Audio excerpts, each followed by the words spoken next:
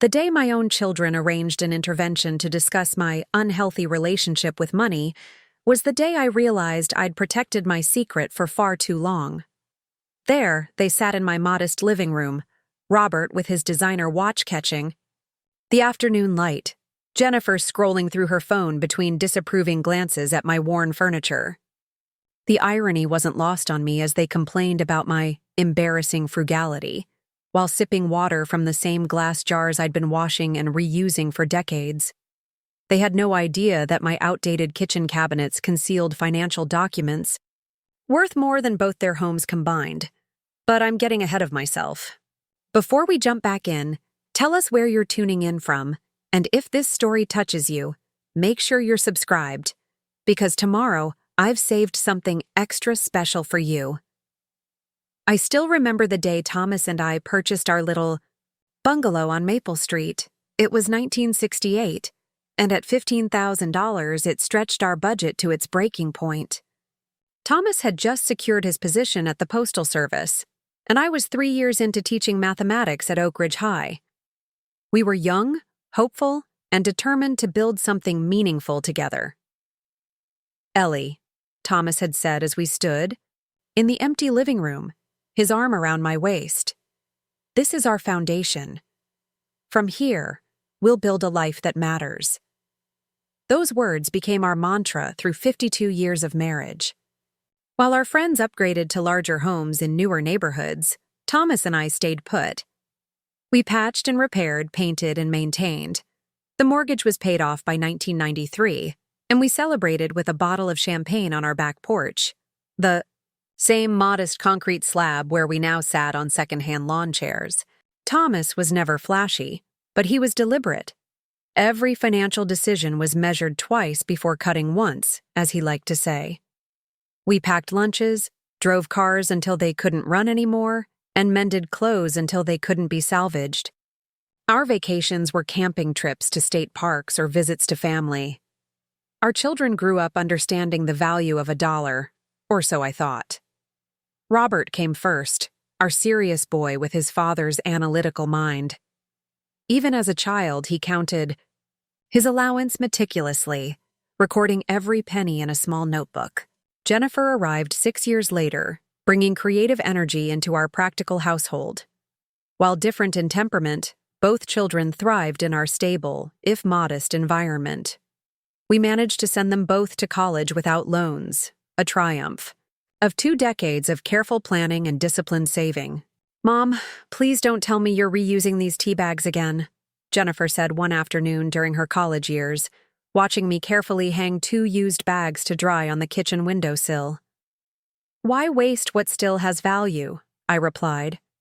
She rolled her eyes, a gesture that would become increasingly familiar over the years. After they graduated, both Robert and Jennifer seemed determined to live as differently from us as possible. Robert pursued a career in financial advising, quickly climbing the corporate ladder. Jennifer entered marketing, eventually landing executive positions at prestigious firms. They married well. Diane and William both came from affluent backgrounds, and soon their lifestyles reflected their new social circles. I watched with quiet concern as they embraced a world of luxury cars, designer clothing, and lavish vacations. When Thomas questioned whether they were saving properly for retirement during a Sunday dinner, Robert laughed. "Dad, I'm a financial advisor. I think I know how to manage money." Thomas and I exchanged glances but said nothing more. We'd raised them with our values, but they had to make their own choices now. Thomas passed away 15 years ago, a sudden heart attack while tending to his vegetable garden. He was only 65. After the funeral, as I sat alone in our bedroom, I found a sealed envelope in his sock drawer with my name written in his precise handwriting. "My dearest Ellie," it began.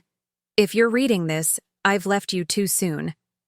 Don't grieve too long. We've had a wonderful adventure together, haven't we? Now, about our project. I've left everything in order. The blue folder in the safe contains all the account numbers and instructions. Remember our promise. Whatever happens, stay the course. What we've built together is bigger than both of us now. Our project. The one we'd started after that heartbreaking visit to Children's Hospital in 1975, when Jennifer was just a toddler. She'd had pneumonia, terrifying days of high fever and labored breathing. In the bed next to hers was a little boy named Michael, fighting leukemia. His parents rarely visited, not from lack of caring, we learned, but because they couldn't afford to miss work. They lived 2 hours away and had 3 other children to support. Something's wrong with a world where parents have to choose between being with their sick child and putting food on the table for their other children, Thomas had said one night in the hospital cafeteria. That night, we made a decision that would shape the rest of our lives. We would live simply, not out of miserliness, but with purpose. We would save and invest not for ourselves, but for others facing impossible choices. The first donation was small, just $200 to help Michael's family with gas money so they could visit more often, but it was a beginning. Thomas, with his methodical approach to everything, created spreadsheets and investment plans. I continued teaching, eventually becoming department head, while he worked his way up to regional supervisor at the postal service.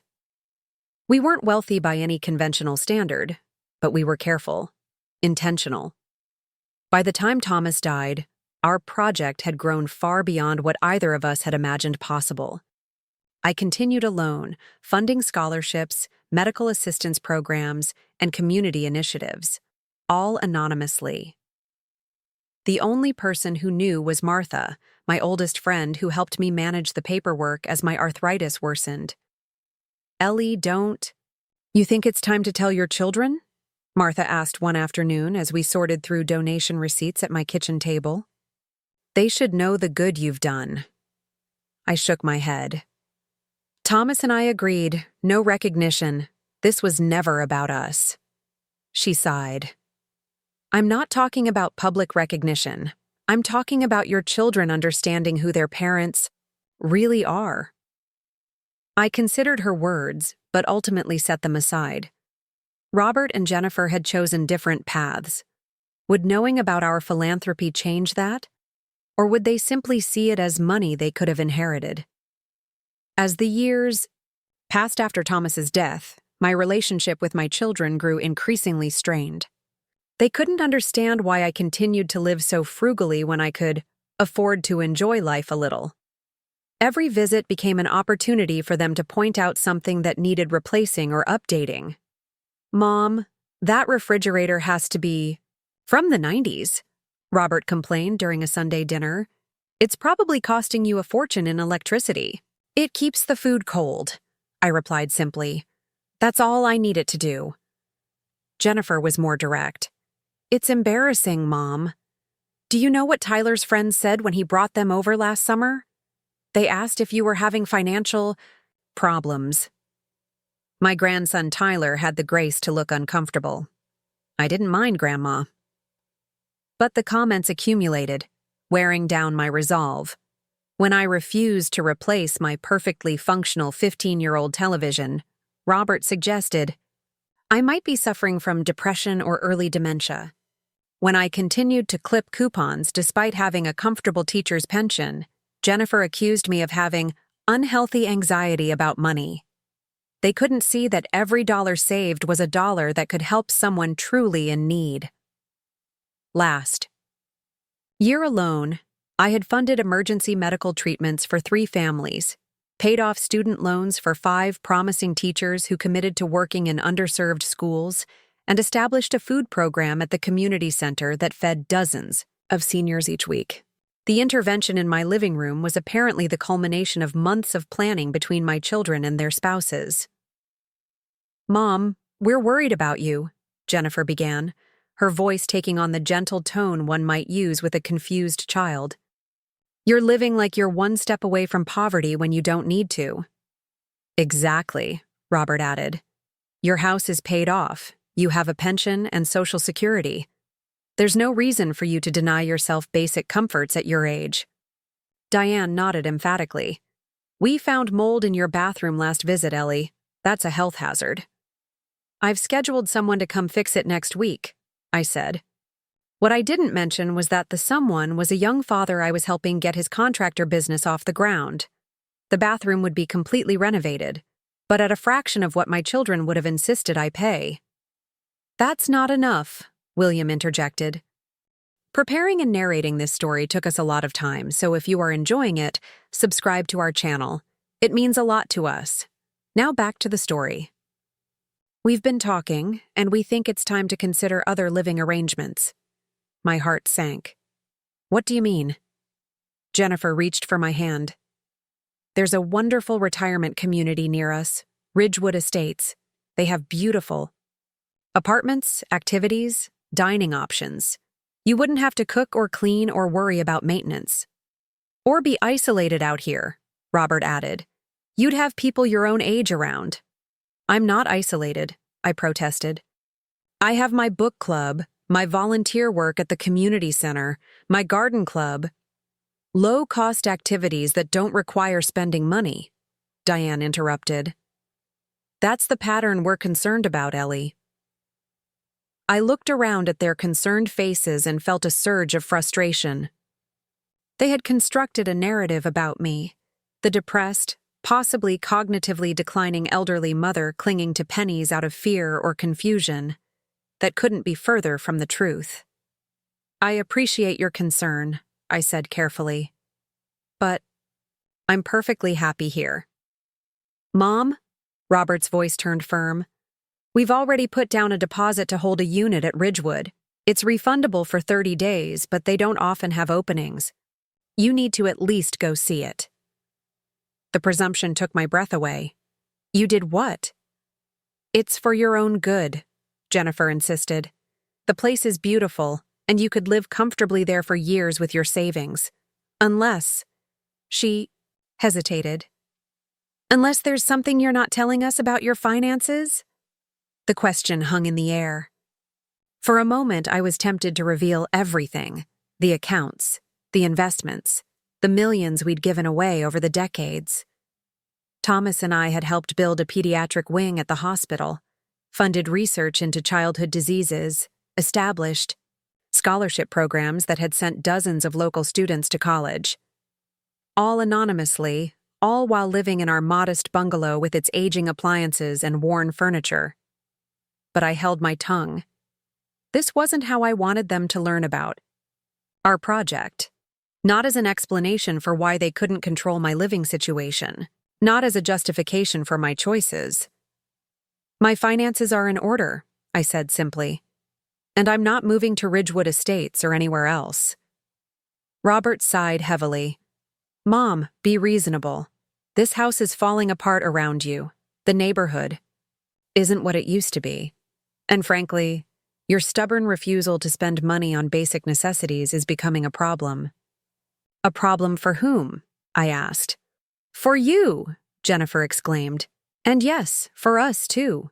Do you know how it feels to have friends over for dinner and have them ask why my mother lives like she's in poverty when I have a perfectly good guest house she could move into? And there it was, the real issue. My lifestyle was an embarrassment to them. My choices reflected poorly on their carefully curated images. I see, I said quietly. This isn't about my well-being at all, is it? That's not fair, Robert protested, but his eyes slid away from mine. We're worried about you. No, I stood up, suddenly feeling every one of my 80 years. You're worried about how I reflect on you. You're worried about what your friends think. You're worried about appearances. Mom, Jennifer started. I think it's time for you all to leave, I said. I appreciate the visit, but I'm tired. Now. They exchanged glances, clearly not having anticipated this outcome. We're not done discussing this, Robert warned as they gathered their things. Actually, we are, I replied. This is my home, my life, and my decision. After they left, I sat alone in my quiet living room, Thomas's photograph watching me from the mantel. Had we made a mistake keeping our charitable work secret for so long? Had our choice to live simply without explanation created this gulf between us and our children? I picked up the phone and called Martha. "They tried to move me to a retirement home," I said when she answered. Martha's laugh was gentle. "And how did that go for them?" "About as well as you'd expect," I sighed. "But Martha, I'm starting to think you were right. Maybe it is time they knew." "Well, it's about time," she replied. "The Founders' Day celebration is next weekend.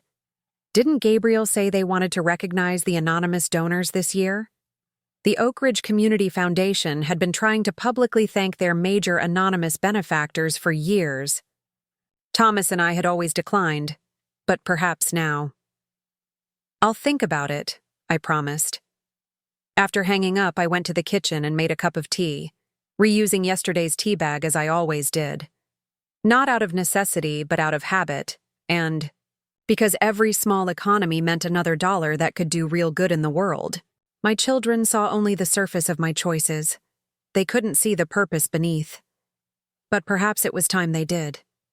The week following my children's intervention passed in a blur of routine activities that now felt charged with new significance. Each time I darned a sock instead of buying new ones, each time I carefully portioned leftovers into reusable containers, each time I walked the mile to the grocery store instead of driving, I found myself wondering how my children would view these actions if they knew the truth behind them. I was harvesting tomatoes from my backyard garden when Martha's ancient Buick pulled into my driveway. She emerged holding a folder and wearing a determined expression I recognized all too well. "I brought the foundation papers for you to sign," she announced, not bothering with pleasantries as she followed me into the kitchen. "Gabriel needs them by tomorrow if they're going to include the announcement in the Founders' Day program." I set the basket of tomatoes on the counter and wiped my hands on my apron. "I still haven't decided, Martha." She fixed me with the same stern look she'd used since we were schoolgirls together. "Eleanor Thompson, you've been hiding your light under a bushel for 50 years. Thomas might have been content with anonymity, but he's been gone for 15 years now. Don't you think it's time?" I busied myself washing the tomatoes, buying time. What if it changes everything? What if Robert and Jennifer only see dollar signs instead of understanding what we were trying to accomplish? Martha settled at my kitchen table, her arthritis making the process slower than it once was. "They're not children anymore, Ellie. They're adults with children of their own. Give them the chance to rise to the occasion. And if they don't, then at least you'll know," she said simply. "Either way, this secrecy has created a wall between you. They think you're stubborn and miserly. You think they're shallow and materialistic. Maybe you're both wrong." I dried my hands and joined her at the table, pulling the foundation papers toward me. The Oakridge Community Foundation wanted to recognize the Thompson Family Trust for its decades of contributions that had helped build the pediatric wing at the hospital, funded the community center, established scholarship programs, and supported countless families through medical and financial crises. "What would Thomas say?" I mused. Martha smiled gently. "He'd say exactly what he always said, that it was your decision too, not just his. You've carried on his legacy beautifully, Ellie, but you're allowed to make your own choices now." With a deep breath, I signed the authorization form allowing the foundation to publicly acknowledge our contributions at the upcoming Founders' Day celebration. "There," I said, pushing the papers back toward Martha. "It's done. Will you tell Robert and Jennifer beforehand, or let them find out with everyone else?" I considered the question. I think they should hear it from me first, but not yet. I need to prepare. After Martha left, I spent the afternoon in what Robert and Jennifer called my time capsule office, the small second bedroom where Thomas and I had tracked our finances and charitable work for decades. The outdated desktop computer still functioned perfectly well for my needs, and the filing cabinets contained neatly organized records of every donation, every investment, every decision we'd made together. I pulled out the blue folder Thomas had mentioned in his final letter to me. Inside were account statements, trust documents, and a handwritten journal detailing our project from its inception. I hadn't looked at these papers in years. Martha helped me manage the day-to-day operations now, and I found myself moved by Thomas's precise handwriting, his thoughtful notes, his vision for what we could accomplish together. Ellie's idea. Today, one entry from 1987 read, "Establish an emergency fund for teachers to access classroom supplies. Initial funding, $10,000. Anonymous, as always. She sees what the other teachers at her school struggle with. This is personal for her." I remembered that conversation vividly. We'd sat on our back porch drinking lemonade, discussing how many of my colleagues purchased supplies with their own limited salaries. The emergency fund still existed, having grown to over $100,000 over the decades. Hundreds of Oakridge teachers had benefited from it without ever knowing where the money came from. Another entry from 1992. Expanded the scholarship program today. Now includes trade schools and community colleges, not just universities. Ellie pointed out not everyone needs or wants a 4-year degree.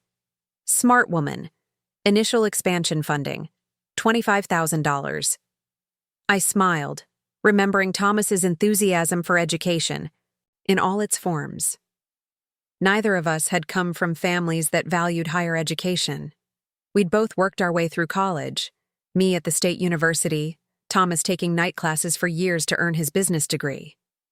We understood the barriers that talented students faced.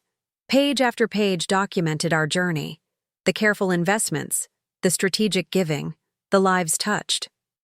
By my calculations, over the past 50 years, we had donated more than $8 million to various causes, all while living on modest salaries in our modest home with our modest possessions. What would my children think when they learned the truth? Would they understand, or would they feel cheated out of an inheritance they never knew existed? The Founders' Day celebration was scheduled for Saturday, just 5 days away. I needed to speak with Robert and Jennifer before then, but I wanted to choose the moment carefully. Sunday dinner at my house seemed the most appropriate setting, neutral territory where we could have privacy. I picked up the phone and dialed Jennifer's number first. "Mom?" She sounded surprised. I rarely called during work hours. "Is everything okay?" "Everything's fine," I assured her. "I was just wondering if you and William and the children would be available for dinner at my house this Sunday. I'm inviting Robert's family, too." There was a pause. "Is this about the retirement community? Because if it is..." "It's not," I interrupted. "I'd just like to have everyone together for a family dinner. It's been a while." Another pause. "Okay. Should we bring anything?" "Just yourselves," I said. "I'll take care of everything else." Robert was more direct when I called him. "What's this about, Mom? Jennifer texted me that you're planning some kind of family dinner." "Can't a mother want to see her family?" I asked mildly. "Of course, but the timing seems suspect. We just had that conversation about your living situation, and now suddenly you want everyone together?" I sighed. "Robert, I'm not moving to Ridgewood Estates or anywhere else. But yes, I do have something I'd like to discuss with everyone. It's important to me." He seemed to consider this. "Fine, we'll be there. What time?" After making the arrangements, I sat back in my chair, feeling a mixture of anxiety and anticipation. For 50 years, Thomas and I had guarded our secret, finding joy in anonymous giving. Now I was about to bring that era to an end. Would it be liberating or devastating? Would my children finally understand me? Or would this create an even wider gulf between us? The next few days passed in a flurry of preparation. I cleaned the house from top to bottom, not to impress my children, but because the activity helped calm my nerves. I planned a menu of comfort foods that had been family favorites when Robert and Jennifer were growing up. Pot roast with root vegetables, homemade rolls, and apple pie for dessert. Simple food made with care, just as Thomas and I had always preferred. On Saturday, I received a call from Gabriel at the foundation. "Mrs. Thompson? I just wanted to confirm that you'll be attending the ceremony tomorrow. We've arranged for special seating for you and any family members who might accompany you." I hadn't considered this aspect. "Thank you, Gabriel. I'll be there, but I'm not sure about my family yet. I'm speaking with them tonight." "Of course," he said warmly. "However many attend, we'll be ready. And Mrs. Thompson? On behalf of the entire foundation, I want to express our deepest gratitude. What you and your late husband have done for this community is extraordinary." His words brought unexpected tears to my eyes. "Thank you, but we only did what we felt was right." "That's what makes it extraordinary," he replied. "Most people don't." By Sunday afternoon, my house was filled with the aromas of slow-cooked beef and baking bread. I'd set the dining room table with my everyday dishes, no point in pretending to be something I wasn't now, but added a tablecloth and fresh flowers from my garden as a small concession to the occasion's importance. Robert's family arrived, first precisely at 5 o'clock. Diane immediately noticed the renovated bathroom, running her designer-ringed fingers along the new tile work. "This is actually quite nice," she admitted, sounding surprised. "Who did the work?" "A local contractor," I said. "Miguel Rodriguez. He's just starting his own business." Robert inspected it with a critical eye. "Decent workmanship. What did he charge you?" I smiled. "A fair price. My grandchildren, Megan and Lucas, were typically absorbed in their phones, barely offering perfunctory hugs before asking about the Wi-Fi password. I didn't mind. Teenagers had always been teenagers. Jennifer's family arrived 20 minutes late, as was their custom. William made a show of bringing an expensive bottle of wine, which I accepted graciously, though I rarely drank. Their children, Tyler and Zoe, were more affectionate than their cousins, though I could see Zoe's eyes taking in the modest surroundings with thinly veiled concern. "Grandma, how are you feeling?" she asked, her voice carrying that same careful tone her mother had used during the intervention. At 17, she was already mimicking her parents' attitudes. "I'm perfectly well, dear," I assured her. "Help me bring the food to the table, won't you?" Dinner began smoothly enough. The food was well received. My cooking skills were one thing my children had never criticized, and conversation flowed around safe topics: the grandchildren's activities, Robert's recent business trip, Jennifer's new marketing campaign. I waited until everyone had been served dessert before clearing my throat. "I wanted to gather everyone together tonight because I have something important to share with you all," I began. Immediately, I sensed a shift in the atmosphere. Robert and Jennifer exchanged glances. William set down his wine glass. The grandchildren, sensing adult tension, looked up from their devices. "As you know," I continued, "your father and I always lived simply. You've often questioned our choices, especially in recent years. You've called me frugal, cheap, even irrational about money." "Mom, we're concerned about your quality of life," Jennifer interjected. "That's all." I held up a hand. "Please let me finish. There's a reason for the choices your father and I made. A purpose that goes beyond fear or miserliness or whatever you've imagined." I reached beside me for the blue folder I'd placed on an empty chair, opening it to reveal the documents inside. In 1975, when Jennifer was hospitalized with pneumonia, your father and I met a family whose child was battling leukemia. They lived hours away and could barely afford to visit him because they couldn't miss work or pay for the gas. That experience changed us. We decided then that we would live simply not because we had to, but because we chose to, so that we could help families like theirs. Robert frowned. "What are you saying, Mom?" "I'm saying that for the past 50 years, your father and I have been anonymous philanthropists in this community. We've established trusts, funded scholarships, built wings of the hospital, supported families in crisis, all while living in this house, driving used cars, and yes, reusing tea bags. The silence that followed was profound. Jennifer's mouth had fallen slightly open. Robert stared at me as if seeing a stranger. "That's not possible," Diane finally said. "On a teacher's salary and postal worker's pay? That doesn't add up." I smiled. "Your father was remarkably good with investments, and living on less than half our income for decades allowed those investments to grow substantially." I pulled out the trust statements and passed them around the table. The most recent one showed a balance of just over $12 million. $12 million? Robert's voice was barely a whisper. The financial advisor was clearly struggling to reconcile this figure with his perception of his frugal parents. "Currently," I confirmed, "we've already donated approximately $8 million over the years, all anonymously, until now." "Until now?" Jennifer repeated. "What does that mean?"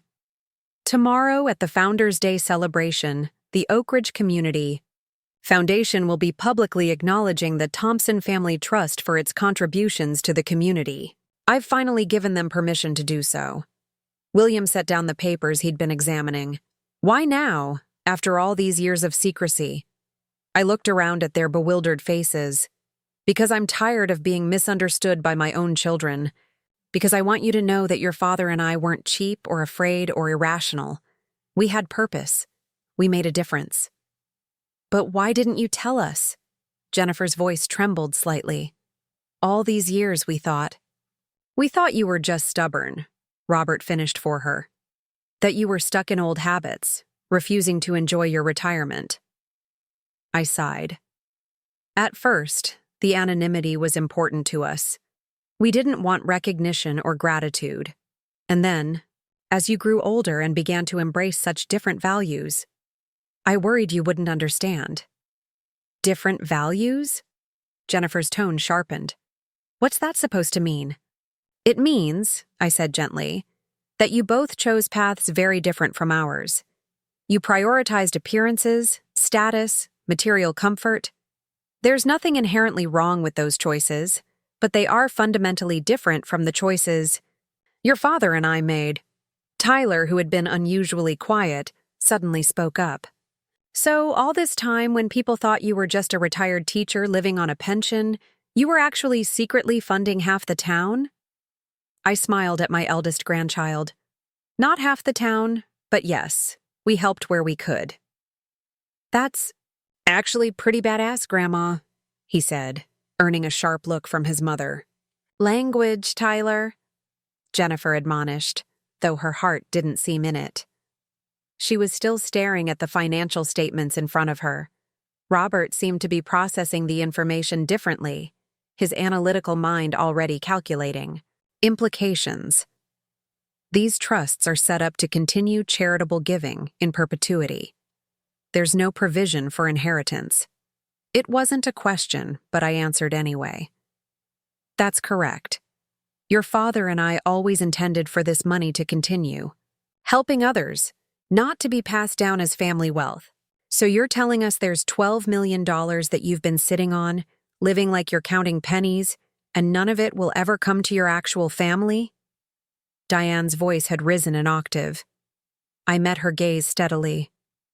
"I'm telling you that your father-in-law and I created something meaningful that has helped hundreds of people in this community, and will continue to do so long after I'm gone. The trusts are irrevocable, Diane. The money isn't mine to pass down even if I wanted to." William, ever the lawyer, was examining the documents closely. "These are incredibly sophisticated charitable vehicles. The structure is impressive." "Your father had help from good advisors," I acknowledged. "But the vision was ours." "I still don't understand why you kept it a secret from us," Jennifer insisted. "Did you think we'd try to talk you out of it? That we'd want the money for ourselves?" The question hung in the air, heavy with implication. Would they have? Given their reaction now, I wasn't certain. "We wanted you to develop your own relationship with money and giving without the shadow of our choices," I explained. And as you grew older, the gulf between our values seemed to widen.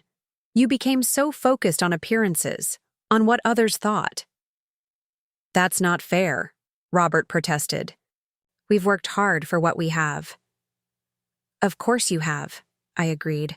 I've never doubted your work ethic. But somewhere along the way, you began to see my continued simple lifestyle as an embarrassment, a problem to be fixed rather than a choice to be respected. Jennifer had the grace to look uncomfortable. We were worried about you. Were you? I asked gently. Or were you worried about how my choices reflected on you? The painful silence that followed suggested I had touched a nerve. Zoe suddenly pushed back from the table. I think what Grandma did is amazing, she announced. Everyone else is just upset because they can't get their hands on the money. Zoe, Jennifer exclaimed. That's completely inappropriate. Is it? Zoe challenged. Because from where I'm sitting, that's exactly what's happening. Grandma and Grandpa helped build a children's wing at the hospital, and instead of being proud, you're all acting like she stole something from you. I hadn't expected my 17-year-old granddaughter to be my defender, but her words warmed my heart. Perhaps the family values Thomas and I had tried to instill hadn't skipped a generation after all. No one is saying we're not proud, William said smoothly, ever the diplomat. It's just a shock, that's all. Finding out your mother has been a secret philanthropist for 5 decades isn't exactly an everyday occurrence. Robert was still studying the financial statements. Some of these donations are substantial, 50,000 here, 100,000 there, all while you were darning socks and refusing to replace appliances. Yes, I said simply. That was the point. Every small economy at home meant another child who could receive medical treatment, another student who could attend college, another family who could keep their home during a crisis. Megan, who had been scrolling through her phone during much of the conversation, suddenly gasped, "Oh my God, is this you, Grandma?" She turned her screen toward me, showing a local news article from the Foundation's website. Eleanor Thompson, longtime anonymous benefactor of Oakridge Community Foundation, to be honored at Founders' Day celebration. Yes, I confirmed. That's why I wanted to tell you all tonight, before it becomes public knowledge tomorrow. Wait, Jennifer said, pulling out her own phone and finding the article. This says you've donated millions to the pediatric oncology wing at Oakridge Children's Hospital. That's where Dr. Reeves treated me when I was little. Yes, I said. After your pneumonia, we became very interested in supporting children's health initiatives. Dr. Reeves was just starting her career then. The grant that funded her research fellowship came from our trust. Jennifer looked stunned. Dr. Reeves is now chief of pediatrics. Her treatment protocols for childhood leukemia have saved thousands of lives. I know, I said softly. Your father was very proud of that particular investment. The room fell quiet again as my family struggled to reconcile the mother and grandmother they thought they knew with the woman sitting before them now.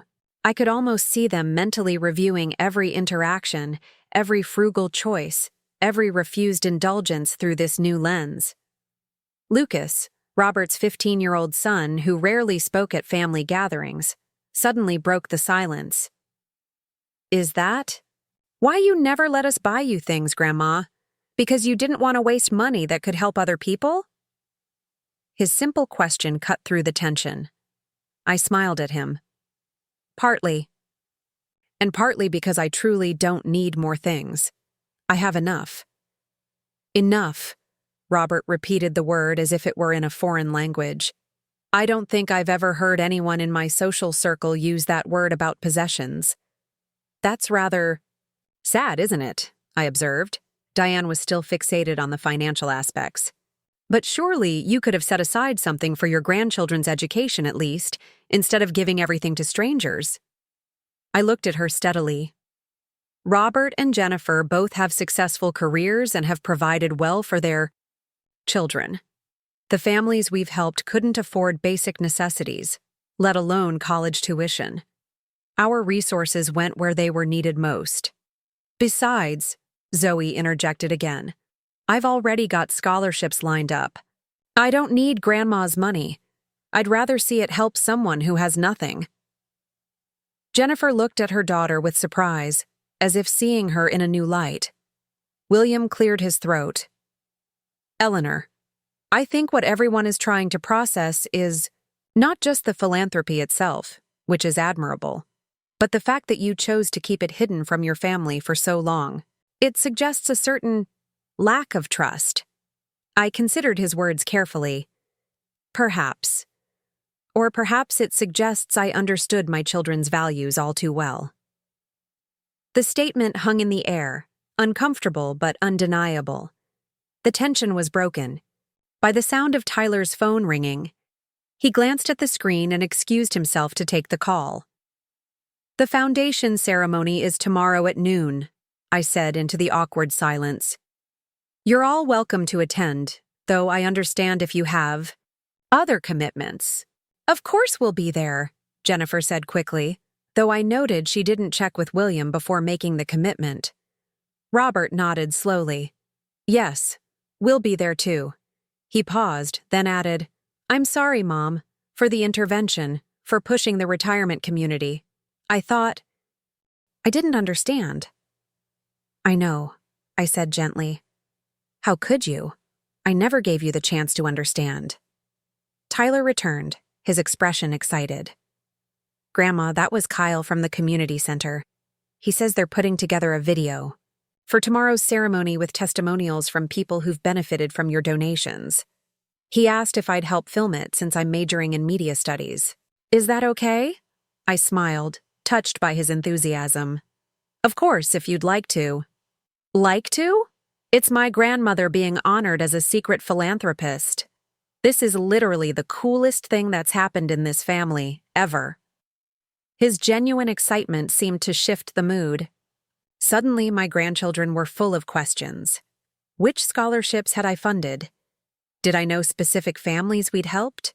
Had famous people ever donated to the same causes?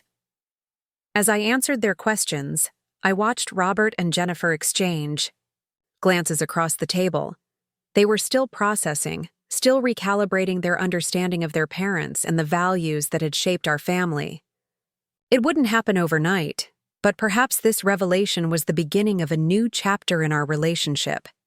The conversation continued long into the evening, moving from the dining room to the living room as we looked through photo albums and documents that chronicled our project over the decades. By the time my family prepared to leave, the initial shock had given way to a complex mixture of emotions: lingering confusion, dawning respect, and perhaps a touch of self-reflection. Jennifer hugged me at the door, holding on longer than usual. Mom, I don't know what to say. I've been so wrong about you.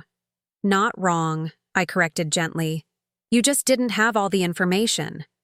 But I made assumptions. We all did. She pulled back to look at me. Why didn't you defend yourself when we criticized your choices? I smiled. Because I didn't need to justify myself to anyone. Your father and I knew what we were doing and why. That was enough.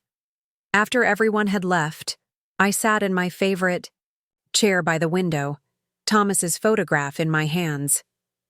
Well, old friend, I whispered, the secret's out. What do you think of that? I could almost hear his gentle laugh, see the twinkle in his eye. He'd always said that someday our children would understand, that we should trust them with the truth. Perhaps he'd been right all along. Tomorrow would bring public recognition we'd never sought, but tonight had brought something far more valuable, the beginning of true understanding between generations. Outside my window, the stars shone brightly over Oakridge, the same stars that had witnessed 5 decades of quiet giving, of purpose-driven frugality, of a legacy built not on accumulation, but on distribution. Whatever tomorrow brought, that legacy would endure. I slept poorly that night, my mind replaying the expressions on my children's faces as they grappled with the truth. Disappointment, confusion, calculation, and perhaps, though I might have been projecting my own hopes, the first glimmers of understanding. I rose before dawn, standing at my kitchen window with a cup of tea as the first hints of light touched the eastern sky. Today would bring a public acknowledgement I had never sought, a recognition that felt both validating and uncomfortable. Martha called just after 7. "Well, how did it go with the family?" "About as well as could be expected," I replied. Shock, mostly. Some pointed questions about why they weren't in line for an inheritance. Martha snorted. "Predictable." "Will they be at the ceremony today?" "They say they will." I paused. "Martha, am I doing the right thing?" Thomas and I always agreed on anonymity. It feels almost like a betrayal. Her voice softened. "Ellie, do you remember what Thomas said when you established the pediatric oncology fellowship? About how someday your story might inspire others?" I did remember. It had been one of our rare disagreements about the project. I had insisted on complete anonymity. Thomas had argued that eventually our example might encourage others to give. "People need models," he'd said. "Not everyone imagines this path on their own." He was thinking ahead, Martha continued, just as he always did. Maybe this is exactly the right time for your story to inspire others, including your own children. After we hung up, I dressed carefully for the ceremony in one of my few good outfits, a simple navy blue dress I'd purchased years ago for a faculty retirement dinner. I added Thomas's mother's pearl necklace, the one item of jewelry I regularly wore, and surveyed myself in the mirror. I looked like exactly what I was. An 80-year-old former schoolteacher with modest tastes and simple habits. Nothing about my appearance suggested a woman who had directed millions of dollars toward community needs over 5 decades. My doorbell rang at 10:30. To my surprise, all 4 of my grandchildren stood on the porch. "We thought you might—" "Like a ride to the ceremony, Grandma," Tyler announced with a grin. "We've got my car all cleaned up for the occasion."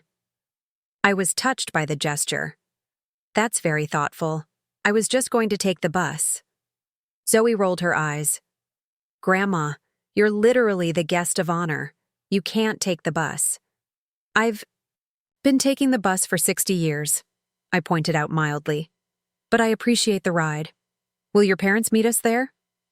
"They're already at the park helping set up," Megan explained. "Mom's organizing the reception refreshments, and Dad's talking with the foundation people about investment strategies or something." This was unexpected. Jennifer and Robert were actively participating, not just attending. "And Uncle William is reviewing some legal documents for the foundation director," Lucas added. "Aunt Diane is, well, she's telling everyone how to arrange the flowers." I couldn't help but smile. My family was nothing if not consistent in applying their particular talents, even in unfamiliar circumstances. Tyler's cleaned-up car turned out to be a well-used sedan with empty coffee cups still littering the back seat, but the gesture was what mattered. As we drove toward the Central Park where the Founders' Day celebration was held annually, felt a strange mixture of anticipation and dread. For decades, Thomas and I had operated quietly in the background, taking satisfaction in results rather than recognition. Today would change that forever. Central Park was already crowded when we arrived, families spreading blankets on the grass, children racing between food vendors, local politicians shaking hands and distributing campaign materials. The community foundation had set up a stage near the central pavilion with rows of chairs arranged in front. Gabriel spotted me immediately and hurried over. "Mrs. Thompson? We were just wondering when you'd arrive." He turned to my grandchildren with a warm smile. "And you must be the Thompson grandchildren. We're so pleased you could join us today." Tyler puffed up visibly at being recognized. "We're filming testimonials for the video presentation. Kyle has us set up over by the oak grove." Gabriel nodded approvingly. "Excellent. Mrs. Thompson, we have a seat reserved for you in the front row. The presentation will begin at noon, after the mayor's welcome address. Would you like some refreshments while you wait? I allowed Gabriel to lead me toward the stage area, my grandchildren peeling off toward the oak grove with their filming equipment. As we approached, I spotted Robert deep in conversation with the foundation's financial director, gesturing animatedly as he made some point about investment strategies. Nearby, Jennifer was directing volunteers in the arrangement of a refreshment table, her marketing expertise evident in the attractive display. William stood off to one side with legal documents spread across a portable table, while Diane was indeed rearranging flower arrangements with authoritative precision. My family had arrived barely 12 hours after learning about my philanthropic activities, and already they had inserted themselves into the operations, applying their professional skills with characteristic confidence. I wasn't sure whether to be amused or concerned by their rapid involvement. "Eleanor, there you are." Martha approached, elegant in her best church dress, a corsage pinned to her lapel. She followed my gaze to where my children worked. Well, they certainly didn't waste any time jumping in, did they? They've always been enthusiastic, I said diplomatically. Martha snorted. That's one word for it. Come on, Gabriel has coffee and pastries set up for the special guests. The next hour passed in a blur of introductions and conversations. Foundation board members, community leaders, and program directors from various recipient organizations stopped by to express their gratitude. Many were people I'd known for years in other contexts, fellow teachers, neighbors, parents of my students, who had never known about my connection to the programs that had benefited them or their institutions. "Eleanor, I had no idea," said Harriet Wilson, the longtime librarian at Oakridge High School. "The summer reading program funded by your trust has brought thousands of books to children who wouldn't have access otherwise. Why didn't you ever say anything?" I smiled. "It wasn't about recognition, Harriet. It was about the results." Still, she pressed my hand warmly. "Thank you, truly." As noon approached, Gabriel guided me to my seat in the front row. To my surprise, Robert, Jennifer, and their families joined me, arranging themselves in the row directly behind mine. Jennifer leaned forward to squeeze my shoulder. "The testimonial video is incredible, Mom," she whispered. "Tyler and Zoe did an amazing job collecting stories. Wait until you see it." Before I could respond, the mayor approached the podium and called for attention. After a brief welcome and acknowledgement of the annual Founders' Day traditions, he turned toward more specific recognition. "Today we have a special presentation from the Oakridge Community Foundation. I'd like to invite Gabriel Morales to the stage." Gabriel took the podium with a warm smile. "Thank you, Mayor Chen. For over 50 years, the Oakridge Community Foundation has been privileged to partner with generous donors in addressing the needs of our community. Today, we are honored to publicly recognize a family whose extraordinary generosity has transformed countless lives while remaining anonymous until now." He gestured toward the large screen set up beside the stage. Before I invite our honoree to the stage, I'd like to share a video that captures just a small fraction of the impact the Thompson Family Trust has had on our community. The screen came to life with images of the Oakridge Children's Hospital, focusing on the pediatric oncology wing. Dr. Reeves, now in her 60s with silver-streaked hair, appeared on screen. "The initial grant that brought me to Oakridge came from an anonymous donor," she explained. "That same donor later funded our research fellowship program, which has trained over 30 pediatric oncologists and led to treatment protocols now used worldwide. Today, children who would have had less than a 20% survival rate 50 years ago now have an 85% chance of full recovery."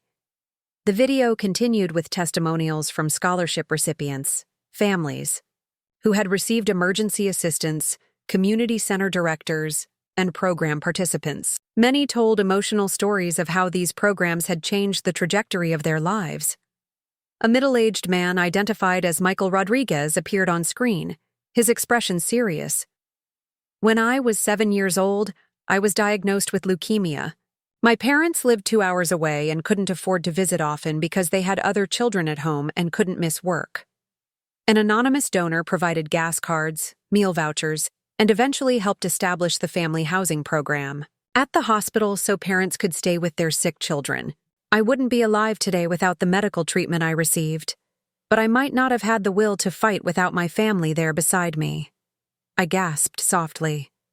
This was Michael, the little boy from the adjacent hospital bed all those years ago, the child whose family's struggle had inspired our project in the first place.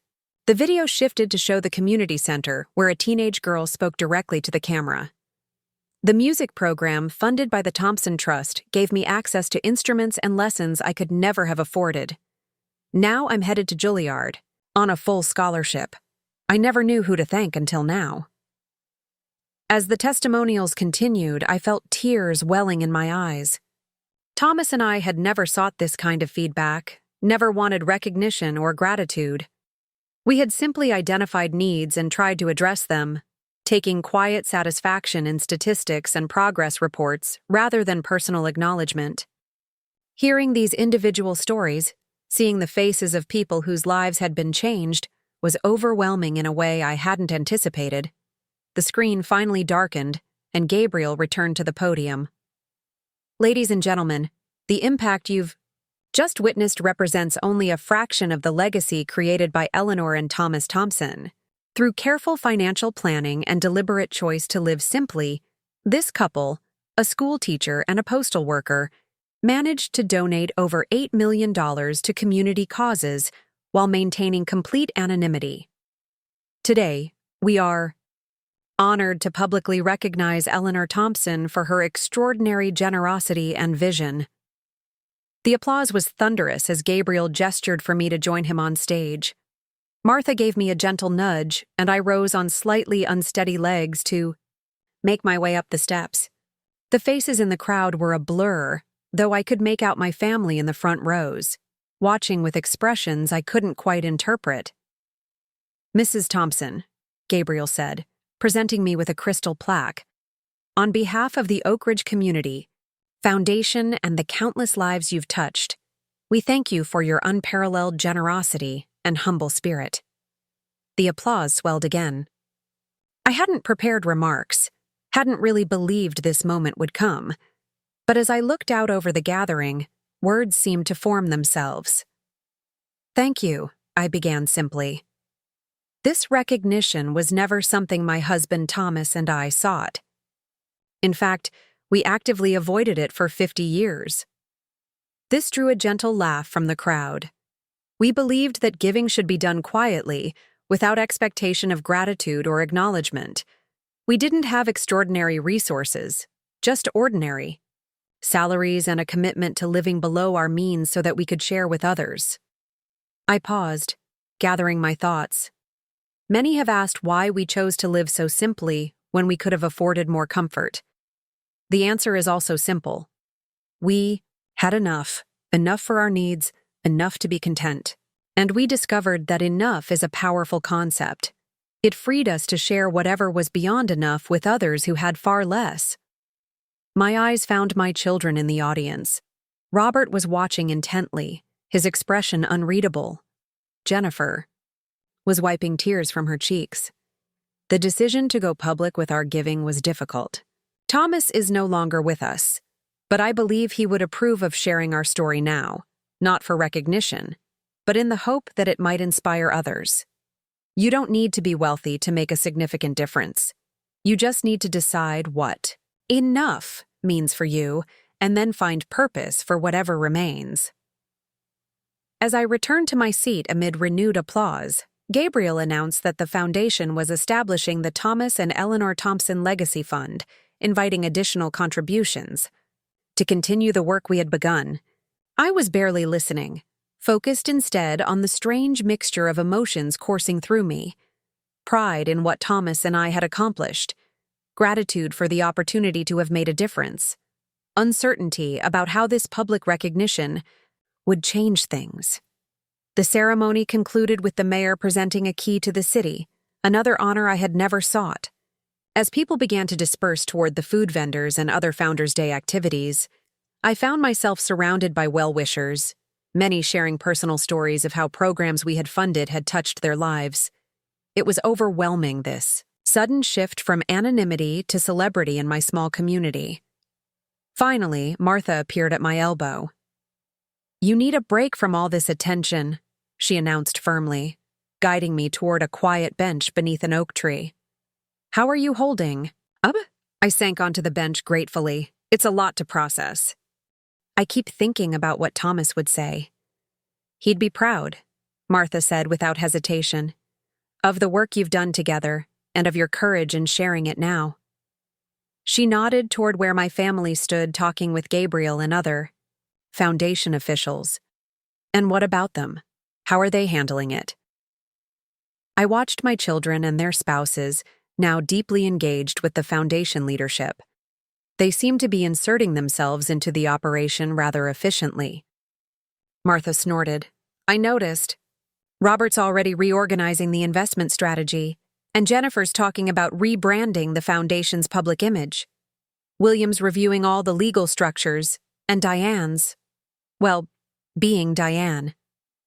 They're applying their skills," I said mildly. "That's not necessarily a bad thing." "As long as they respect the vision you and Thomas established," Martha replied. "I know your children, Ellie. They tend to take over whatever they touch." Before I could respond, Tyler approached. With his camera. "Grandma, could I get an interview with you for the Foundation's archive? They want to document your perspective for future generations." I smiled at my grandson's enthusiasm. "Of course, Tyler."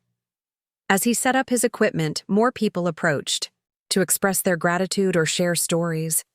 One elderly man gripped my hand tightly. "Mrs. Thompson, the emergency medical fund you established saved my wife's life 15 years ago when we couldn't afford her cancer treatments.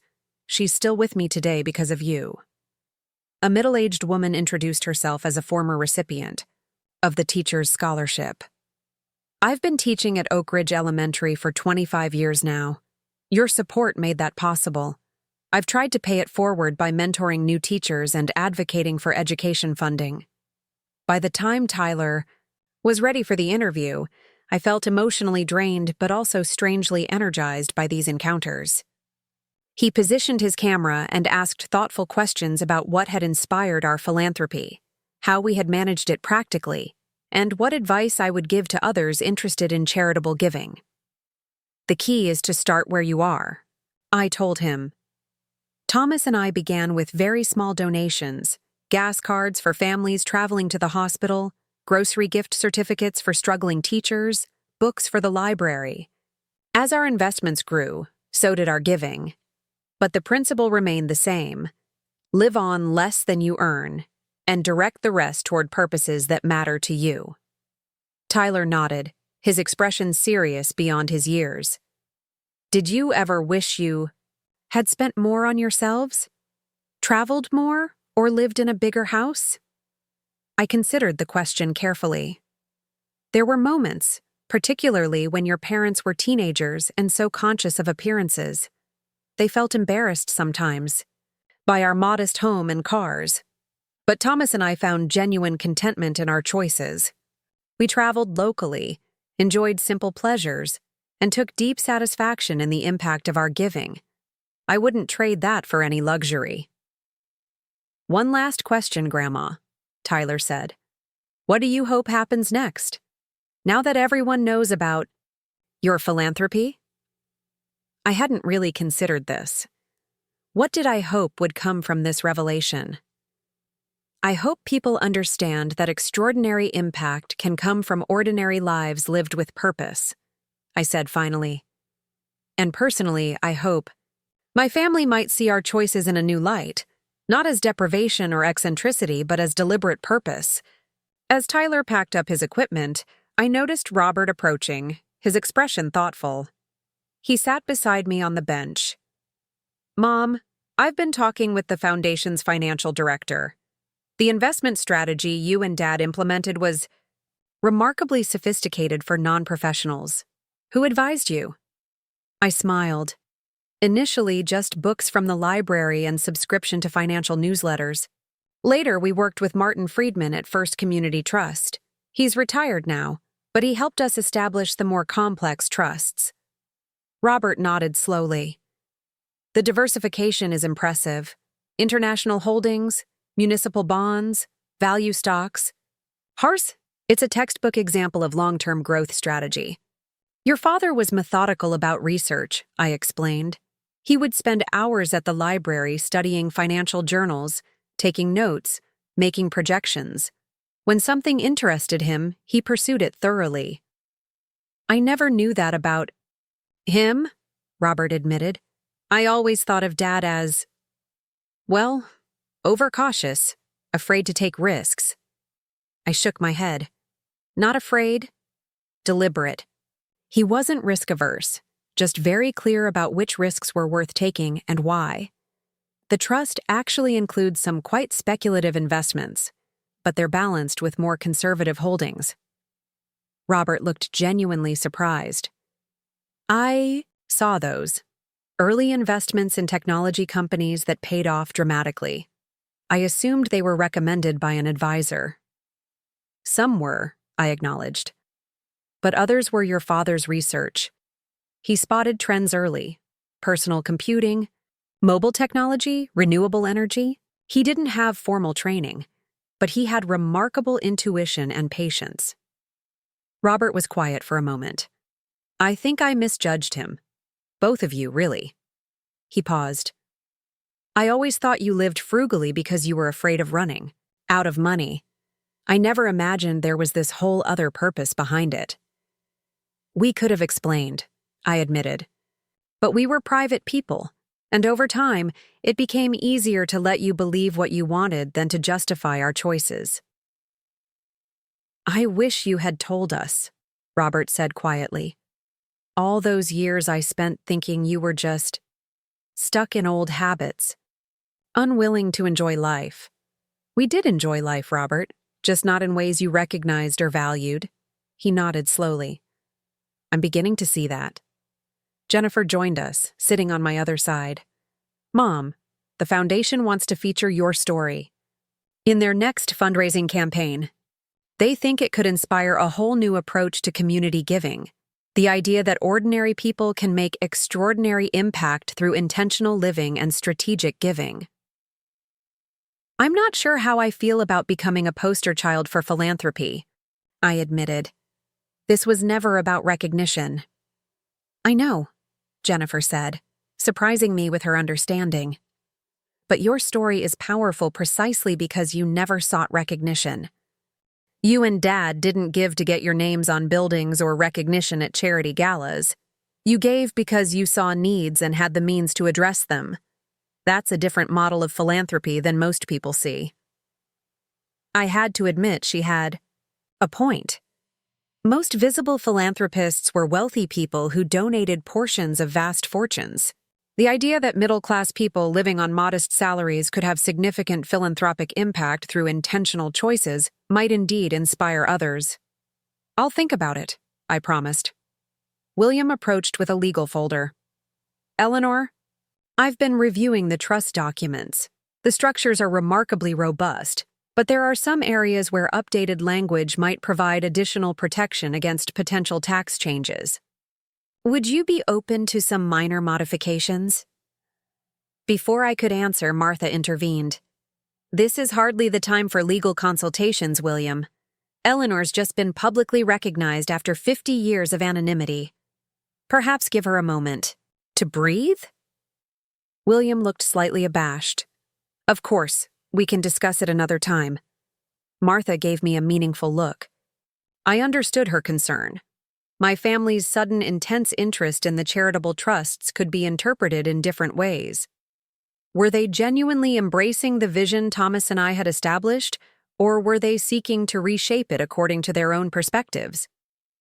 As the afternoon progressed, I found myself at the center of an unexpected whirlwind. Community members continued to approach with thanks and stories. Local reporters requested interviews. Foundation board members sought my input on funding priorities. Through it all, my family remained close by, alternating between protective hovering and enthusiastic participation in discussions about the trust's future. By late afternoon, I was exhausted. Martha noticed immediately. "That's enough for one day," she announced firmly. "Eleanor needs to rest." To my surprise, it was Zoe who stepped forward. "I'll take Grandma home," she offered. "The rest of you can stay and network or whatever." Jennifer looked like she might protest, but Robert nodded. "Good idea, Zoe. Mom, is that all right with you?" I was touched by their consideration. "Yes, thank you. It's been a wonderful but tiring day." As Zoe and I walked toward the parking area, she slipped her arm through mine. "So, Grandma, how does it feel to be the talk of the town?" I laughed softly. "Surreal. For 50 years, your grandfather and I operated in the background. Being center stage isn't particularly comfortable." "But it's important," Zoe insisted. "People need to hear this story. It's like a completely different way of thinking about money and purpose." We reached Tyler's car, and Zoe helped me into the passenger seat.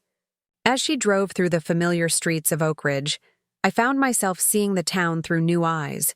The community center we had helped expand, the library with its children's wing, the hospital where so many lives had been saved.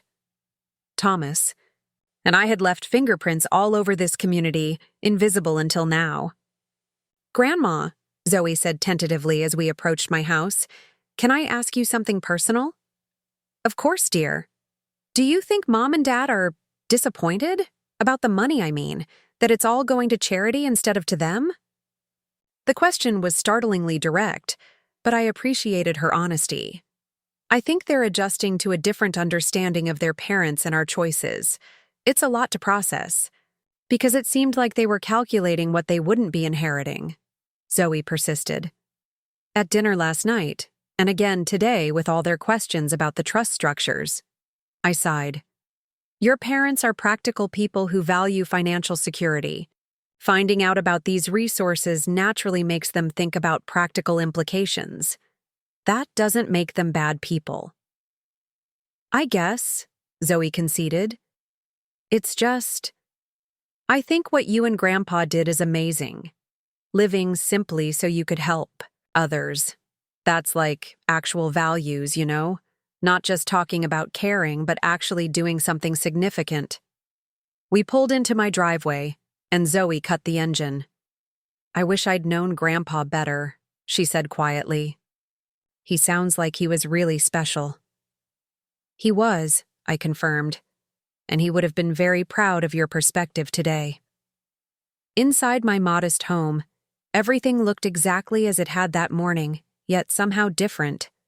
The worn furniture, the carefully maintained appliances, the simple decorations, all of these had been sources of concern or even embarrassment to my children.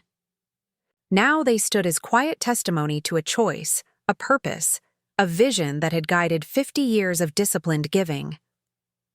Zoe looked around the living room with new appreciation.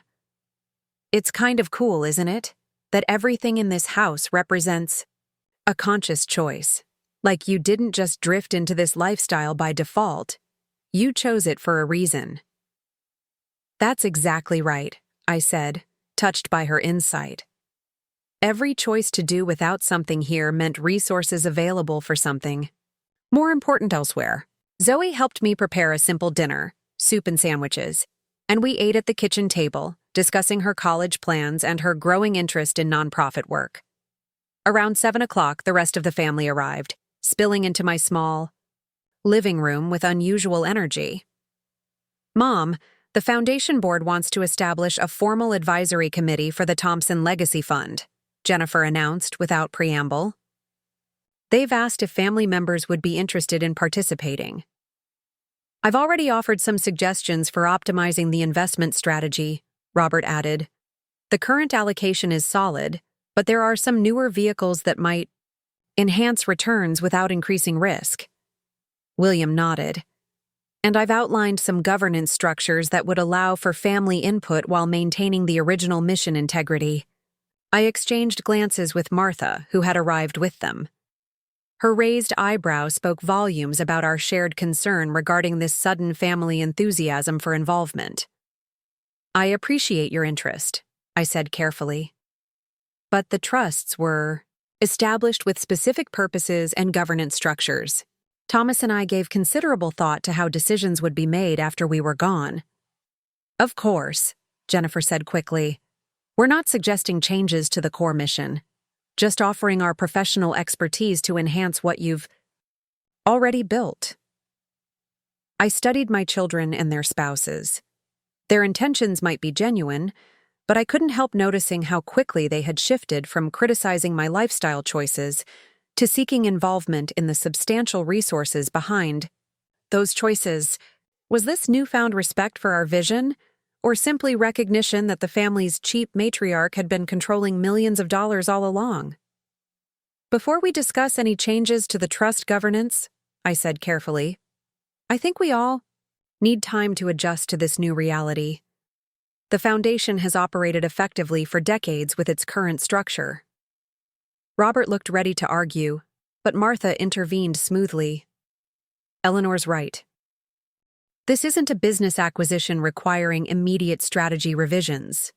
The trusts are stable, the programming is effective, and there's value in understanding the existing operations before proposing changes." William conceded with a professional nod. "A reasonable approach. We should take time to fully understand the current structures before considering enhancements." Diane, who had been uncharacteristically quiet, suddenly spoke up. "I still don't understand why you lived like this. All these years?" She gestured around my modest living room. "You could have helped others while still enjoying some comforts. It seems unnecessarily austere." The question hung in the air, direct and unapologetic. My first instinct was to defend our choices, but I realized Diane had articulated what my children had probably been thinking, but were now too cautious to express. "It wasn't about austerity," I explained. "Thomas and I found genuine contentment in simplicity. We didn't feel deprived. And practically speaking, every additional dollar we spent on ourselves was a dollar unavailable for the causes we cared about." "But surely you could have found a middle ground," Jennifer suggested. "Nice furniture doesn't have to be extravagant." I smiled slightly. What constitutes nice versus extravagant is relative, isn't it? My furniture is comfortable and functional. It serves its purpose. I never felt the need for more. "That's what I don't get," Robert admitted. "Most people want more, better, newer. It's human nature." "Is it?" I challenged gently. "Or is it conditioned response? Thomas and I discovered that after the basic necessities are met, additional possessions don't necessarily increase happiness. What did increase our satisfaction was knowing our resources were addressing genuine needs." Tyler, who had been quietly filming portions of our conversation, lowered his camera. "It's like minimalism, but with purpose. Not just having less stuff for the sake of simplicity, but redirecting resources intentionally." "Exactly," I nodded, pleased by his understanding. We didn't deny ourselves out of miserliness or fear. We chose differently because we found greater meaning in giving than in accumulating. Megan, typically absorbed in her phone, looked up with unexpected interest. So it wasn't about being cheap. It was about priorities. "Yes," I confirmed. And those priorities brought us genuine joy. The night we funded the first full scholarship for a student who couldn't otherwise afford college, we celebrated with a picnic in the backyard. It was one of the happiest evenings of our lives. Lucas spoke up, his voice thoughtful. "Did you ever buy anything just because you wanted it? Something that wasn't strictly necessary?" I laughed. "Of course. Thomas had his workshop tools. I have my gardening supplies and books. We weren't ascetics. We just asked ourselves whether each purchase would bring lasting satisfaction compared to the alternative uses for those funds." "Like a conscious spending philosophy," Zoe observed. "Intentional rather than automatic." "That's a good way to describe it," I agreed. The conversation continued into the evening. my family asking increasingly thoughtful questions about how Thomas and I had developed our philosophy, how we had selected causes, and how we had managed the practical aspects of our giving. For perhaps the first time, they seemed genuinely interested in understanding our choices rather than questioning or criticizing them. As the evening drew to a close, Robert approached me privately while the others were gathering their things to leave. "Mom, I owe you an apology," he said, his voice uncharacteristically subdued. "All these years I interpreted your lifestyle as stubbornness or inability to adapt. I never considered it might be a deliberate choice based on values I didn't understand or appreciate." The admission clearly didn't come easily to him. Robert had always been confident in his judgments, reluctant to acknowledge mistakes. "We could have communicated better," I conceded. "But would you have understood? You and Jennifer chose different paths, different values. That's not wrong, just different." He considered this. "Maybe not when we were younger, but we're adults. Now, you could have trusted us with the truth." "Perhaps," I acknowledged. "But by then, patterns were established. You saw me as the penny-pinching mother who refused to enjoy life properly. I saw you as focused on material success and appearances. We both operated from those assumptions." Robert winced slightly at the accuracy of my assessment. "Well, I'm trying to see things differently now, and I'd genuinely like to understand more about the trusts and your vision for them. Not to change anything, just to appreciate what you and Dad created." His sincerity seemed genuine, and I felt a glimmer of hope that perhaps this revelation might indeed bridge some of the distance between us. After everyone had left, Martha stayed behind to help tidy up. "Well," she said, straightening cushions with brisk efficiency, "that went better than I expected."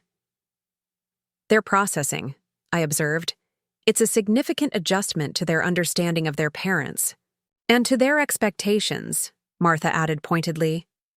"Discovering their cheap mother has been directing millions in charitable assets is quite a revelation. I'm still not entirely convinced their sudden interest is purely philosophical." "They're practical people," I defended. "Of course they're thinking about the resources and how they're managed. That doesn't make their interest insincere." Martha gave me a skeptical look. "Just be careful, Ellie. Family dynamics get complicated when money enters the picture, even money designated for charity." Her warning lingered in my mind as I prepared for bed that night. The day had been emotionally exhausting but also strangely liberating. After decades of quiet giving, having my choices understood, or at least acknowledged, by my family felt like a burden lifted. Yet Martha's caution resonated. My children were accustomed to taking charge, applying their professional expertise, shaping environments to their specifications. Would they truly respect the vision Thomas and I had established, or would they seek to remake it in their own image? The next morning brought a flurry of phone calls and visitors. The local newspaper had published a front-page article about the secret philanthropist of Oakridge, complete with photos from the ceremony and quotes from community members, whose lives had been touched by our giving. Friends and neighbors I'd known for decades called or stopped by, many expressing surprise and admiration. "Why didn't you ever say anything?" asked Helen Jacobs, my garden club friend of 15 years. "All those times we collected spare change for the food pantry, and you were funding entire programs." "It wasn't relevant," I explained. "The spare change collections were important too. Every contribution matters." By mid-morning, Gabriel from the foundation called, sounding slightly apologetic. "Mrs. Thompson, I hope you don't mind, but we've had numerous inquiries from people wanting to contribute to the Thompson Legacy Fund. Your story seems to have struck a chord. Would it be all right if we set up a dedicated donation portal on our website?" I hesitated. Thomas and I had never sought to inspire others' giving. We had simply followed our own conviction. But perhaps that had been a missed opportunity. "Yes," I decided. If others are moved to contribute, that would be wonderful. Shortly after noon, Jennifer arrived unannounced, carrying a laptop and several folders. "Mom, I've been thinking about the Foundation's communications strategy. They're doing fine with traditional donors, but your story has the potential to reach a completely different audience. Middle-class people who might not see themselves as potential philanthropists." I invited her in, curious about her thinking. Jennifer had always been perceptive about messaging and audience engagement. "The current narrative around philanthropy is dominated by billionaires," she continued, spreading documents across my kitchen table. "Gates, Buffett, Mackenzie Scott. But your story offers a different model. Ordinary people making extraordinary impact through intentional choices and disciplined giving." I had to admit she had a point. "What are you suggesting?" "A more comprehensive communication plan," she explained, showing me sketches and outlines. "Personal stories, practical examples of how small choices compound over time. Accessible, entry points for people at different income levels. The Foundation's current materials are designed for traditional wealthy donors. This would speak to a broader audience." Her enthusiasm was genuine, and her insights astute. This was Jennifer, in her element, identifying an opportunity, crafting a compelling narrative, developing a strategic approach. For the first time, I could see how her professional skills might genuinely enhance the work Thomas and I had begun. "These are good ideas," I acknowledged. "But I'm concerned about becoming too central to the message. Thomas and I never wanted personal recognition." Jennifer nodded thoughtfully. "I understand that. But sometimes a personal story helps people connect with larger principles. Your choices, living simply, giving consistently, focusing on local needs, those could inspire others if shared appropriately. Not as self-promotion, but as a practical example of what's possible." We spent the next 2 hours discussing approaches that might honor the spirit of our giving, while using our experience to encourage others. By the time Jennifer left, I felt cautiously optimistic that her involvement might indeed bring value rather than disruption. Robert arrived shortly after. Jennifer departed carrying financial statements and investment prospectuses. Where Jennifer had approached from a communications perspective, Robert focused on financial optimization. "The current investment strategy is solid," he acknowledged, "but there are some newer vehicle options that might enhance returns or reduce fees without compromising the conservative approach." Like his sister, Robert was applying his professional expertise to an area he understood well. His suggestions were measured, respectful of the existing structure while identifying potential enhancements. I found myself increasingly open to the possibility that my children's involvement might indeed strengthen rather than undermine what Thomas and I had built. The pattern continued throughout the week. William stopped by with thoughts on governance, structures that might facilitate family involvement while preserving the original mission. Diane, after initially focusing on how I should upgrade my living arrangements, surprised me by suggesting a project to document the stories of families who had benefited from the trusts over the decades. My grandchildren, meanwhile, approached from entirely different angles. Tyler continued expanding his documentary project, interviewing community members and foundation staff about the impact of our giving. Zoe began researching how similar family foundations had managed intergenerational involvement. Megan, with her social media savvy, suggested ways to reach younger audiences with messages about intentional living and strategic giving. Even Lucas, the quietest of the four, contributed thoughtful questions about how decisions were made regarding which needs to address. By Friday evening, when Martha came for our weekly tea, I was both exhausted and cautiously hopeful about these developments. "They've all been here, one after another, with ideas and suggestions," I told her as we settled in my living room.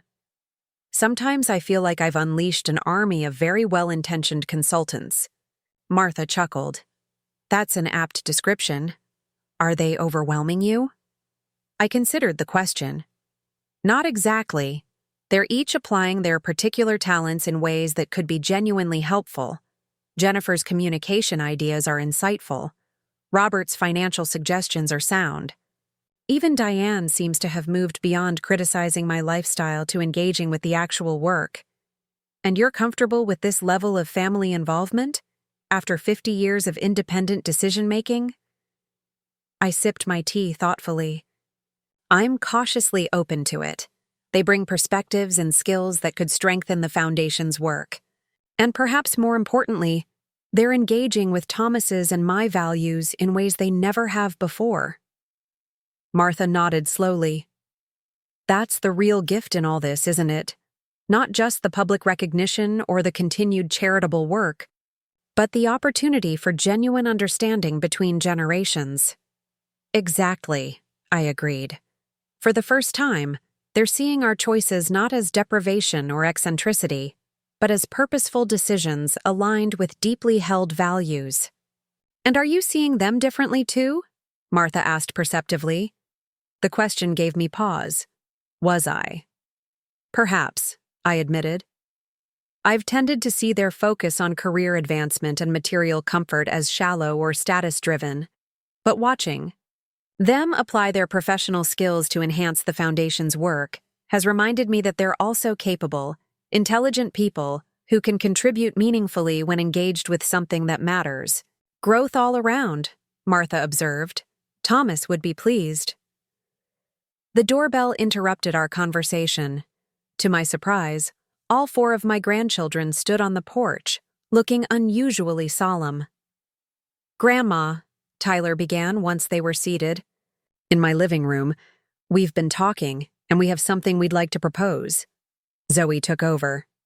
We know our parents have been coming over all week with their ideas for the Foundation.